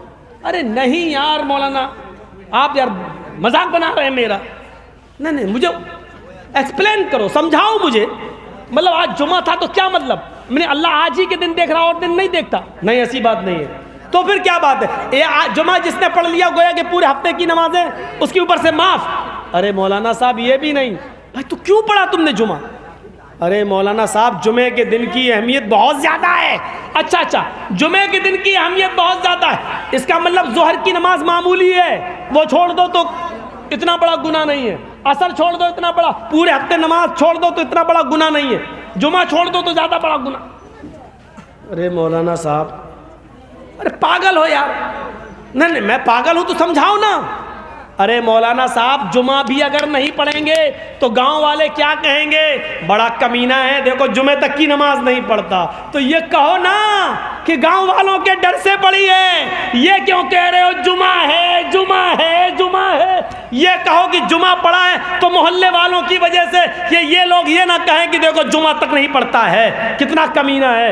यानी जुमे को हफ्ते में एक दिन नमाज पढ़ी भी, वो भी गाँव वालों के डर से। अल्लाह की कसम ये नमाज जुमे की भी तुम्हारी नहीं होगी, तुम्हारे मुंह पे मार दी जाएगी और ये शिर्क में लिखी जाएगी, क्योंकि तुमने अल्लाह को सजदा नहीं किया, गांव वालों को सजदा किया। नियत देखता अल्लाह, नियत। उस आदमी को देखा जो अपने ऊंट पर सारा सामान लेके जा रहा था और जंगल से गुजरा, थोड़ा थक गया, उसने सोचा कि सस्ता लूं, और उसने अपने ऊंट को बांध दिया एक पेड़ से और थोड़ा लेटा, नींद आ गई, आंख खुली तो देखा ऊंट गायब। मेरे पूरे घर का सामान ऊंट पर था और ऊंट गायब, इस झाड़ी उस झाड़ी, इस पहाड़ी उस पहाड़ी, लेकिन ऊंट नहीं मिला। अल्लाह, क्या मेरा ऊंट कहाँ गया? पूरा जंगल तलाश डाला, ऊंट नहीं मिला। फिर थककर उसी जगह पर आ गया, अल्लाह मेरा ऊंट गया तो कहाँ गया? अल्लाह, पूरे घर का सामान उसी के ऊपर था, अल्लाह मेरा ऊंट गया तो कहाँ गया? फिर थक गया, दिन भर तलाश किया लेकिन थक गया, उसी जगह पर आया, आकर फिर बैठ गया, थोड़ा सस्ता लूं उसके बाद ढूंढूंगा। उसने अपना चादर बिछाई, लेट गया, थोड़ा लेटा कि मैं सस्ता लूं, कमर सीधी कर लूं, ऊंट को फिर ढूंढता हूं। आंख लग गई, दोबारा आंख खुली तो क्या देखता कि मेरा ऊंट उसी पेड़ से बंधा हुआ है और उसके ऊपर घर का जो सामान था वो वैसे ही मौजूद है। उसने झांक कर देखा, उसने खोल के देखा, चावल का एक दाना कम नहीं, गेहूं का एक दाना कम नहीं। उस जमाने में जो गल्ला चलता था, एक दाने में कमी नहीं, जैसा सामान मैंने लादा था वैसा ही। खुश हो गया, अल्लाह पूरे जंगल मैंने तलाश किया, हमें ऊंट कहीं नहीं मिला, और अपने आप आ गया। तो मारे खुशी के उसकी जबान से ये उल्टे जुमले निकल गए, अल्लाहुम्मा अंता अब्दी व अना रब्बुक। मान गया अल्लाह तुझे, वाकई तेरी कुदरत को मान गया, वाकई तू मेरा बंदा है और मैं तेरा खुदा। क्या बोल गया? वाकई तू मेरा बंदा, अल्लाहुम्मा अंता अब्दी, तू मेरा बंदा, वाना रब्बुक, और मैं तेरा रब, वाना रब्बुक, मैं तेरा रब। उल्टा बोल गया, कहना ये चाह रहा था कि अल्लाह वाकई तू मेरा रब है और मैं तेरा बंदा, लेकिन उसके मुंह से खुशी में क्या निकल गया हूँ, अल्लाह वाकई मान गया तेरी कुदरत, हमने ढूंढा तो मिला नहीं, और जब नहीं ढूंढा तो अपने आप आ गया, वाकई तू मेरा बंदा है और मैं तेरा रब। लेकिन अल्लाह के नबी फरमाते, बुखारी की रिवायत, अल्लाह मुस्कुरा दिया, गुस्सा नहीं हुआ, क्योंकि अल्लाह जानता है कि मेरे बंदे की नीयत ये नहीं थी, वो ये कहना नहीं चाह रहा था, कहना तो यही चाह रहा था कि तू मेरा रब है, मैं तेरा बंदा, लेकिन खुशी में उसको समझ में नहीं आ रहा है, अपना सामान देखकर उल्टा बोल गया। अल्लाह इस पर गुस्सा, जबकि जुमले इतने ख़तरनाक हैं, इतने ख़तरनाक हैं कि इतने गंदे और इतने ख़राब जुमले तो फ़िरौन ने भी नहीं बोले थे। वो फ़िरौन जिसको दरियाए नील में गर्क किया गया, उस फ़िरौन ने भी नहीं कहा। फ़िरौन लोगों से कहता था अना रब्बुकुमुल आला, वो लोगों से कहता था मैं तुम्हारा रब हूँ, लेकिन उसने, फ़िरौन ने कभी अल्लाह से नहीं कहा कि मैं तेरा भी रब हूँ। फ़िरौन ने कभी अल्लाह से नहीं कहा, पूरा कुरान पढ़ जा लो, फ़िरौन ने अल्लाह से नहीं कहा कि अय अल्लाह मैं तेरा भी रब हूँ, अल्लाह से ये नहीं कहा उसने। लोगों से कहता था मैं तुम्हारा रब हूँ, लेकिन अल्लाह से कभी नहीं कहता था कि मैं तेरा भी रब हूँ। लेकिन इसने तो अल्लाह ही से कह दिया कि मैं तेरा रब हूँ, तू मेरा बंदा। तो बताओ फ़िरौन से भी ख़तरनाक जुमले थे कि नहीं, फ़िरौन से भी बुरे जुमले थे कि नहीं, लेकिन अल्लाह ने फ़िरौन को डुबो दिया, इसको नहीं माफ़। क्यों? क्योंकि इसके दिल में नीयत साफ थी, इसके दिल में नीयत ये नहीं थी, ये कहना यही चाह रहा था कि तू मेरा रब है और मैं तेरा बंदा, लेकिन खुशी में कह गया कि तू मेरा बंदा है और मैं तेरा रब। तो अल्लाह नीयत को देखता है। ख़राब काम कर गया लेकिन नीयत अच्छी थी, इसलिए अल्लाह ने माफ़ कर दिया। हमेशा याद रखो, अपनी नीयतों को संभालो, अपनी नीयतों को संभालो। वल्लज़ीना हुम लिफ़ुरूजिहिम हाफ़िज़ून, अपनी शर्मगाहों की हिफाजत करो। इल्ला अला अज़वाजिहिम औ मा मलकत अयमानुहुम, अपनी बीवियों को छोड़कर, अपनी लौंडियों को छोड़कर। आगे और भी जुमले हैं, लेकिन जाएंगे तो रात गुजरेगी। मेरे प्यारे साथियों, ये चीज़ें ज़रूरी थी। आज मुआशरा इन चीज़ों में मुलव्वस है। लड़कियां हद से, ज़रूरत से ज़्यादा आगे बढ़ चुकी हैं। कॉलेजों का हाल और उनके तालीम का हाल, ऑफिसों का हाल बहुत बुरा हो चुका है। स्कूलों में लड़के और लड़कियों का एक साथ पढ़ाना हद से ज़्यादा खतरनाक हो चुका है, कहीं महफूज नहीं है। मेरे प्यारे साथियों, जो शरीयत हज की इजाज़त भी औरत को बगैर महरम के ना देती हो, अगर हज जो फ़र्ज़ है एक मर्द पर भी औरत पर भी, लेकिन एक औरत को भी अगर हज जैसा फरीज़ा अंजाम देना है तो उसके लिए उसका या तो शौहर होना चाहिए या उसका भाई या बाप या ऐसा शख्स उसके साथ होना चाहिए कि जिसके साथ निकाह हराम हो, उसके साथ होना चाहिए, तब वो हज कर दें। और अगर ऐसा कोई शख्स नहीं मिल रहा है तो औरत के ऊपर से हज का फरीज़ा भी साबित हो जाता है। आप अंदाज़ा लगाइए, इस्लाम को यह गवारा है कि मेरी कोई बंदी, अल्लाह को यह गवारा है कि मेरी कोई बंदी एक फ़र्ज छोड़ दे, लेकिन यह गवारा नहीं है कि उसकी इज्जत व आबरू मेरे हक को और मेरे फ़र्ज को अदा करने के सिलसिले में उसकी इज्जत व आबरू का कोई सौदा कर ले और उसकी इज्जत व आबरू के साथ कोई खेल ले। जब हज जैसी इबादत अकेले नहीं जा सकती है तो स्कूलों में पढ़ाने के लिए, कॉलेजों में पढ़ाने के लिए, बाजारों में अकेले जाने के लिए, शॉपिंग और मार्केटिंग अकेले करने के लिए, आपके घर से आपकी बहन बेटियां अकेले सफ़र करती हैं। दय्यूस है वो भाई जिनकी बहनें अकेले सफ़र करती हैं, भड़ुए हैं वो बाप जिनकी बेटियां अकेले सफ़र करती हैं। यही जुमला मैं भूल गया था। दय्यूस का माना होता भड़ुआ। भड़ुए हैं वो लोग जिनकी बहन बेटियां अकेले सफ़र कर रही हैं और बेपर्दगी के साथ सफ़र कर रही हैं और उनको कोई मतलब नहीं होता है। तो मेरे भाइयों, ये चंद बुनियादी बातें मैंने तो 1 घंटा 50 मिनट के अंदर आपके सामने रखी हैं। लोगों का उठना भी शुरू है क्योंकि हमें मालूम है कि इस वक्त 2:50 रात के हो रहे हैं और ये सर्दी का दिन है और इस वक्त मैं भी माइंडली थोड़ा डिस्टर्ब चल रहा हूँ अपने फुफेरे भाई को लेकर। मैं यहाँ बैठा ज़रूर हूँ लेकिन मेरा दिमाग वहाँ लगा हुआ है। जिनको मैं छोड़ के आया हूँ वो कैसी निगरानी कर रहे हैं, क्या कर रहे हैं, तो इसलिए मैं भी थोड़ा सा डिस्टर्ब हूँ। अल्लाह से दुआ कीजिए अल्लाह उसको शिफाए कामिला और आजला अता फरमाए। डॉक्टरों ने यहाँ तक कह दिया कि अब पैर के साथ साथ हो सकता है कि लेटरिन का रास्ता भी निकालना पड़े और मुझे आर्टिफिशियल कोई मसनूई रास्ता बनाकर थैली वैली लगाना पड़े। क्या ज़िंदगी रह जाती है। अल्लाह से दुआ कीजिए कि उसकी ये नौबत ना आए। पैर कट गया, चलो कम से कम उसके बच्चों के सामने वो ज़िंदा रहे, यही काफ़ी है, लेकिन इतनी बुरी नौबत ना आए। डॉक्टरों ने कहा भी 90% में बचा रहा हूँ, लेकिन 10% ऐसा भी हो सकता है। अल्लाह से दुआ कीजिए अल्लाह उसको शिफाए कामिला और आजिला अता फरमाए और उसके अलावा जितने भी बीमार हैं अल्लाह उन सबको, अल्लाह हमें जब तक ज़िंदा रखे इस्लाम पर ज़िंदा रखे और जब हमारा खात्मा हो तो ईमान पर हमारा खात्मा फरमाए। वमा अलैना इल्लल बलागुल मुबीन व आखिरु दावाना अनिल हम्दुलिल्लाहि रब्बिल आलमीन। अस्सलामु अलैकुम व रहमतुल्लाहि व बरकातुहू। एक होता है मुसलमान हो जाना और मुसलमान कहलाना। हम कहलाने के तौर पे मुसलमान हैं। कौन है मुसलमान? आपका मज़हब क्या है? इस्लाम। नबी कौन है? मोहम्मद सल्लल्लाहु अलैहि वसल्लम। सब कुरान, किताब कौन है? कुरान। सब हम मानते हैं। सवाल ये है क्या हम मुसलमान होकर कामयाब हैं या नहीं? कामयाब मुसलमान हम कैसे बने और अपनी ज़िंदगी को हम कामयाब कैसे बनाएं? कुरान करीम एक नुस्खा बताता है हमारी ज़िंदगी को कामयाब बनाने का। सुनिए, क़द अफ़लहल मोमिनून, वो मोमिन कामयाब हो गए। कौन? वो मोमिन। अब मोमिन किसको कहते हैं? हम और आप भी हैं, लेकिन कामयाब हैं या नहीं उस पर नज़र डालें। अगर ये औसाफ जो आगे कुरान ने बयान किए हैं वो हमारे अंदर पाए जाते हैं तो हम कामयाब हैं, और नहीं हैं तो फिर अपनी किस्मत को रोइए और यहाँ से फ़ैसला करके उठिए कि हम मुसलमान तो हैं लेकिन कामयाब मोमिन नहीं। क़द अफ़लहल मोमिनून, वो मोमिन कामयाब हो गए।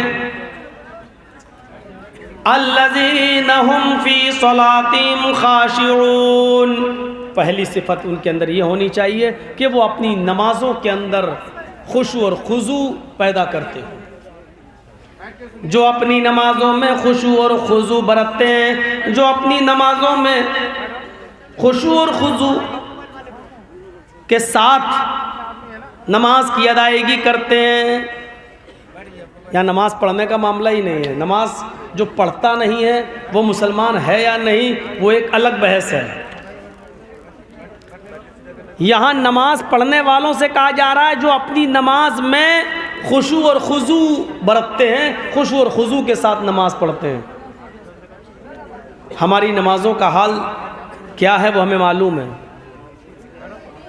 आप अल-इसाबा फ़ी तमीज़ इस-सहाबा हाफिज़ अहमद इब्न हजर अल-अस्क़लानी रहमतुल्लाह अलैह की माया नाज़ तसनीफ़ है। इस किताब को पढ़ेंगे तो आपको बहुत से ऐसे वाक़यात मिलेंगे कि सहाबा किराम और उनके बाद ताबईन और तबा ताबईन की ज़िंदगियों में ऐसा खुशू और खुजू था उनकी नमाज़ों में कि एक ताबई का वाक़या नकल करते हैं हाफिज़ अहमद इब्न हजर अल-अस्क़लानी रहमतुल्लाह अलैह के तबीबों ने, डॉक्टरों ने ये घोषित कर दिया, ये क्लियर कर दिया कि आपका पैर ख़राब हो चुका है और आपका पैर काटा जाएगा।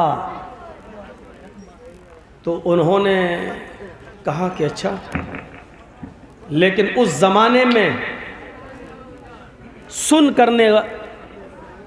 करके आजकल ऑपरेशन होता है ना, उस ज़माने में सुन करने वाली कोई चीज़ नहीं थी कि उसको सुंघा दिया जाए और सुन कर दिया जाए और पैर काट दिया जाए। मुहज़्ज़र अशिया नहीं थी। सुन कैसे किया जाए? ऐसे ही आपका पैर काटा जाएगा, समझ लो कि दर्द बहुत होगा। तो ये बुज़ुर्ग ताबई क्या कहते हैं तबीब से, हकीम से, जर्राह से कि ठीक है, मैं कुर्सी पर, उस ज़माने में कोई ऊंची स्टूल टाइप की कोई चीज़ लकड़ी की बना दी गई, मैं उस पर बैठ जाऊंगा। खड़े होकर नमाज पढ़ने की ताकत नहीं है मेरे अंदर, मैं बैठ जाऊंगा और जैसे ही मैं अल्लाहु अकबर कहकर नियत बांध लूं, तुम अपना ऑपरेशन शुरू कर देना और मेरा पैर काट देना। इसलिए कि नमाज की हालत में मैं अल्लाह की इबादत में इतना मुनहमिक हो जाता हूँ कि दुनिया व माफिया से मैं गाफिल हो जाता हूँ। मुझे दुनिया व माफिया का फिर एहसास नहीं होता। इसलिए नमाज की हालत में अगर तुम मेरा पैर काटोगे तो मुझे तकलीफ़ नहीं होगी। हाफिज़ अहमद इब्न हजर अल-अस्क़लानी जैसी शख्सियत इस वाक़े को नकल कर रही है अल-इसाबा में। अब आप अंदाज़ा लगा सकते हैं कि उनकी नमाज़ें कैसी थी और एक हमारी नमाज़ें। अल्लाहु अकबर। इमाम साहब ने थोड़ा सा अगर अलिफ लाम मीम का रुकू शुरू कर दिया,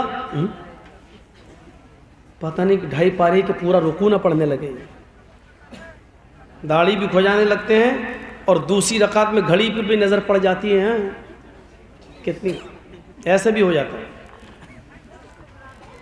बहुत से लोगों को आप देखेंगे नमाज की हालत में, देखिएगा, और थोड़ा सा अगर मच्छर भी बैठ के काट ले तो हमारी नमाजों का ये हाल है। ये मौजूदा दौर की हालत बता रहा हूं मैं। हमारी नमाजें आजकल ऐसी ही हैं। फिर मुआज़ना कीजिए आप, उनका पैर काट दिया गया और उस आदमी ने नमाज की हालत में आह भी नहीं किया, मुंह से आ भी नहीं निकाला, पैर कट गया और ये अपनी नमाज में मसरूफ रहे। इशारे से रुकू होता रहा और सजदा होता रहा। तो मोमिन कामयाब मोमिन बनिए, और कामयाब मोमिन की पहली सिफत क्या बताई जा रही है? अल्लज़ीना हुम फी सलातिहिम खाशिऊन, जो अपनी नमाजों में खुशू और खुजू बरतते हैं। नमाजें जो नहीं पढ़ते हैं वो एक अलग मैटर है, उनको मुसलमान माना भी जाए या नहीं माना जाए, फिर उसमें भी उलमा का एक बहुत ज़बरदस्त इख्तिलाफ है। लेकिन मुझे वो मसला मालूम है कि किसी ने अब्दुल्ला इब्न बाज़ रहमतुल्लाह अलैह से पूछा, सऊदिया के सबसे बड़े मुफ्ती से पूछा, एक औरत ने, कि मेरा शौहर नमाज का आदी नहीं है, मैं बहुत समझा चुकी हूँ लेकिन वो नमाज नहीं पढ़ता, तो ऐसी सूरत में मैं उससे क्या तलाक का मुतालबा करूँ? और मेरे तलाक के मुतालबा करने पर भी वो तलाक न दे, तो फिर क्या मैं उसके साथ मजबूरी में रहूं? तो इसका जवाब अब्दुल्ला इब्न बाज सऊदिया के सबसे बड़े मुफ्ती थे, उन्होंने इसका जवाब ये दिया कि मेरी बहन, तुम्हारी सिचुएशन तो बहुत ही ख़राब है, पहले अपने शौहर को समझाओ, और तुम कहती हो कि मैंने बहुत समझाया लेकिन वो अपनी रविश नहीं बदला और नमाज नहीं पढ़ता। तो फिर अब्दुल्ला इब्न बाज ने फतवा दिया कि फिर ऐसे शौहर का तुम्हारा उस शौहर के साथ रहना जायज़ नहीं है। कहा कि फिर वो मुझे तलाक नहीं दे, तो कहा उसको तलाक देने की ज़रूरत ही नहीं है, क्योंकि वो आदमी इस्लाम के एक बहुत बड़े रुकन को छोड़ता है, इसलिए वो इस्लाम के अंदर दाखिल ही नहीं है। लिहाजा जब वो इस्लाम के अंदर दाखिल नहीं है तो फिर ऐसे शख्स के साथ तुम कैसे रह सकती हो जो गैर इस्लाम के अंदर हो, जो इस्लाम के अंदर दाखिल ना हो। लिहाजा तुम आज़ाद हो और चंद लोगों को बिठाकर ऐलान कर दो कि मैं इस आदमी के साथ नहीं रहूँगी, और एक पीरियड, एक महीने का, एक हैज़ का एक पीरियड जो औरतों को महीना आता है एमसी, उसका इंतज़ार करके तुम दूसरा निकाह कर सकती हो किसी मोमिन से। ये अब्दुल्ला इब्न बाज या तो नमाज ही नहीं पढ़ते। मैं यहाँ उनकी बात नहीं कर रहा हूँ जो नमाज नहीं पढ़ते, जो पढ़ते हैं उनके लिए अल्लज़ीना हुम फी सलाह, फिर वो भी नमाज नहीं, अल्लाहु अकबर अल्लाहु अकबर समी अल्लाहु लिमन हमिदा अल्लाहु अकबर। वो कौवे की चोंचें जो मारी जाती हैं, वो उसका भी जिक्र मैं नहीं कर रहा हूँ। खुशू और खुजू, खुशू और खुजू,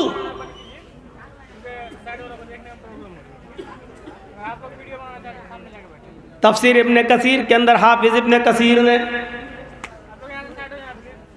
नकल किया है कि सहाबा किराम जब नमाज़ें पढ़ा करते थे तो उनकी नमाजों में ऐसा खुशू और खुजू होता था कि परिंदे जो उड़ा करते थे, इनको खड़ा हुआ देखते थे तो उन परिंदों को ये महसूस होता था कि कोई सूखा दरख्त खड़ा है, और वो परिंदे उनके सरों पर आकर, सूखा हुआ दरख्त समझकर उनके सरों पर आकर बैठ जाया करते थे। बिल्कुल हिलना डुलना नहीं, बिल्कुल नहीं, सजदे की जगह पर नजर। अब्दुर्रहमान इब्न महदी एक जलील कद्र मुहद्दिस गुजरे हैं, कूफा या बसरा के रहने वाले थे।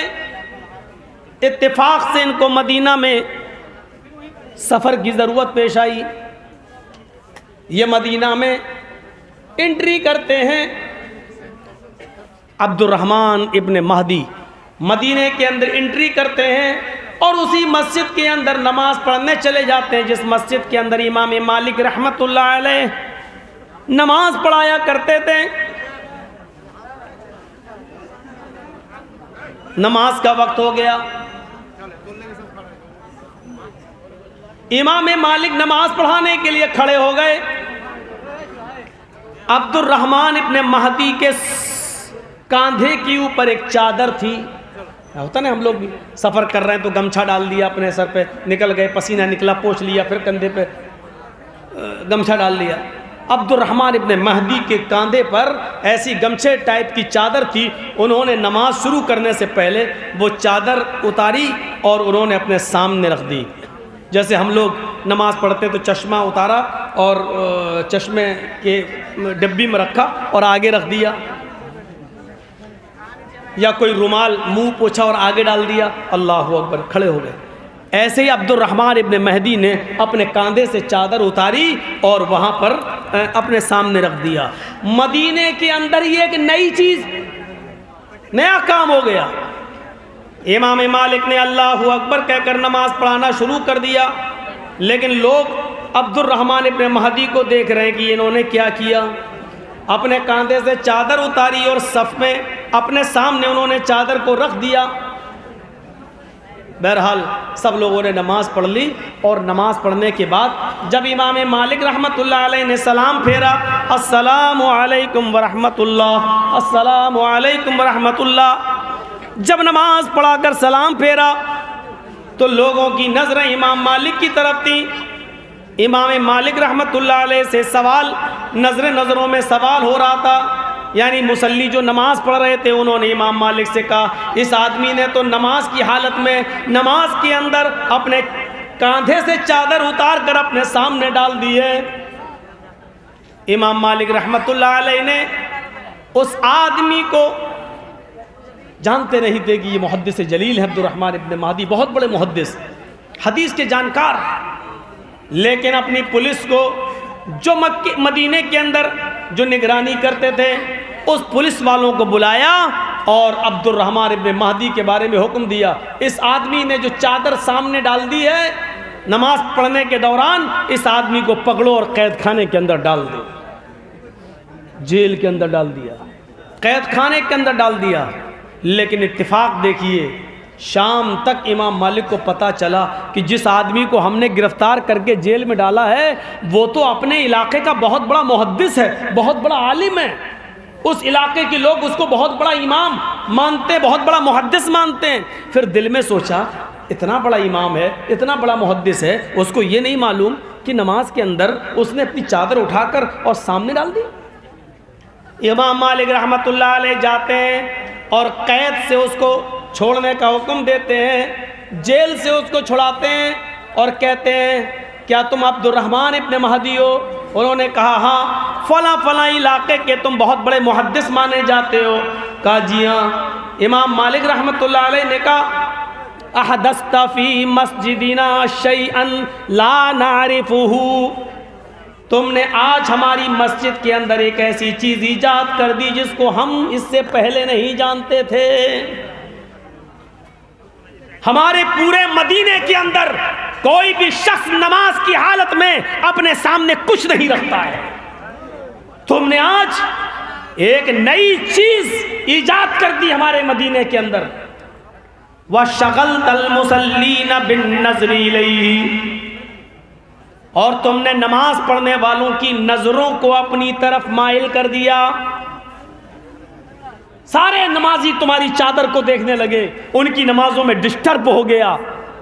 आइंदा ख्याल रखना, नमाज पढ़ने के लिए जब यहाँ आओ तो कोई भी चीज़ तुम अपने आगे नहीं रखोगे।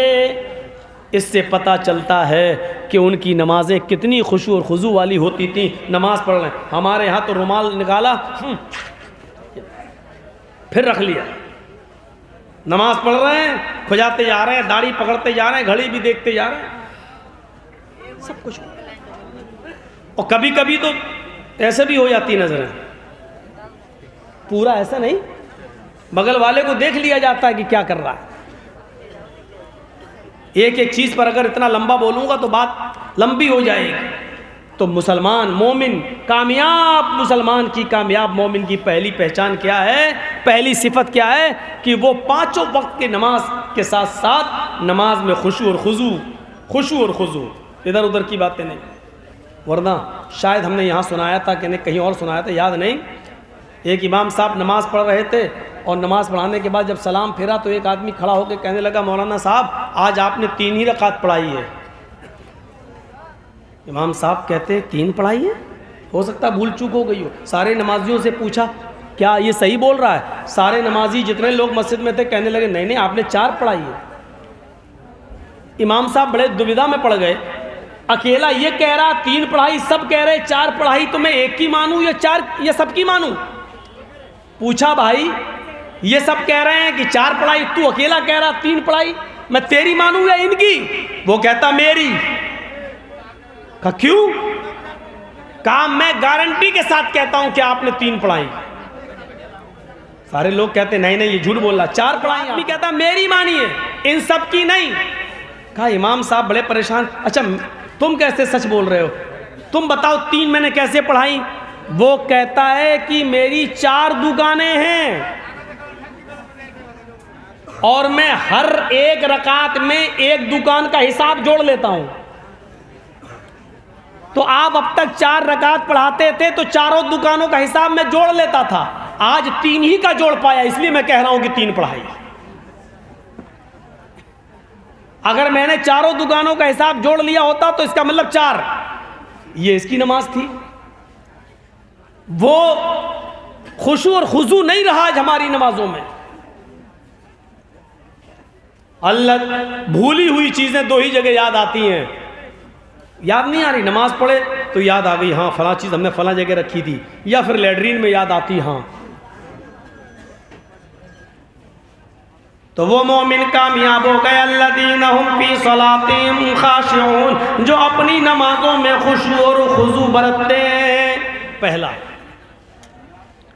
वल्लज़ीना हुम अनिल लग़्वी मुअरिज़ून, और वो मोमिन भी कामयाब हो गए जो लग़वियात से, जो गलत कामों से, हर लघु काम से एराज करते हैं, दूर रहते हैं, फजूल कामों से, लग़वियात से दूर रहते हैं। लघु कामों में सब चीज़ें शामिल है, जुआ, शराब, सट्टा, कैरम बोर्ड, चौसर,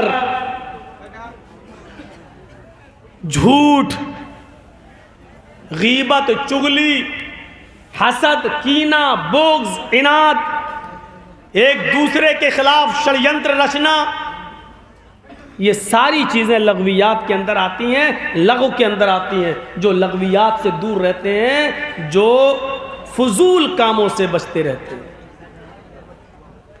लघु कामों में एक काम ये भी आता है, चाय की होटल में बैठे हो, किसी मौलाना साहब को देखा, जा रहे हैं, ए मौलाना साहब, हाँ इधर आना, इधर आना, ऐसा लगता है जैसे इनके बाप का नौकर हो, इधर आओ, हाँ, अरे वो मौलाना साहब एक मसला बता दो, अभी तक मसला नहीं मालूम था, ना पूछना था, ना उसकी फिक्र थी, मौलाना साहब को देखा, मसला याद आ गया, इधर आइए मौलाना, हाँ क्या, तो एक मसला बता दो, हाँ क्या। मौलाना साहब भी बेचारे मुलाजिम आदमी हैं, मस्जिद में 5-6 हज़ार रुपये में इमामत करते हैं, ज़्यादा कुछ कह नहीं सकते हैं, ज़्यादा कहेंगे वो मौलाना को बड़ा घमंड आ गया है। ऐसी जगह पर मौलाना को मसला बताने का कोई हक नहीं है। उनको चाहिए कि उस आदमी को फ़ौरन जवाब दे दो, आपको मसला पूछना है तो या तो आप मेरे घर आइए, या फिर जब मैं मस्जिद में नमाज़ पढ़ने जाऊं तो नमाज़ पढ़िए और वहाँ मस्जिद में आकर हमसे मसला पूछिए। देख लिया तो मसला याद आ गया। ये काम भी लघु कामों में शामिल है।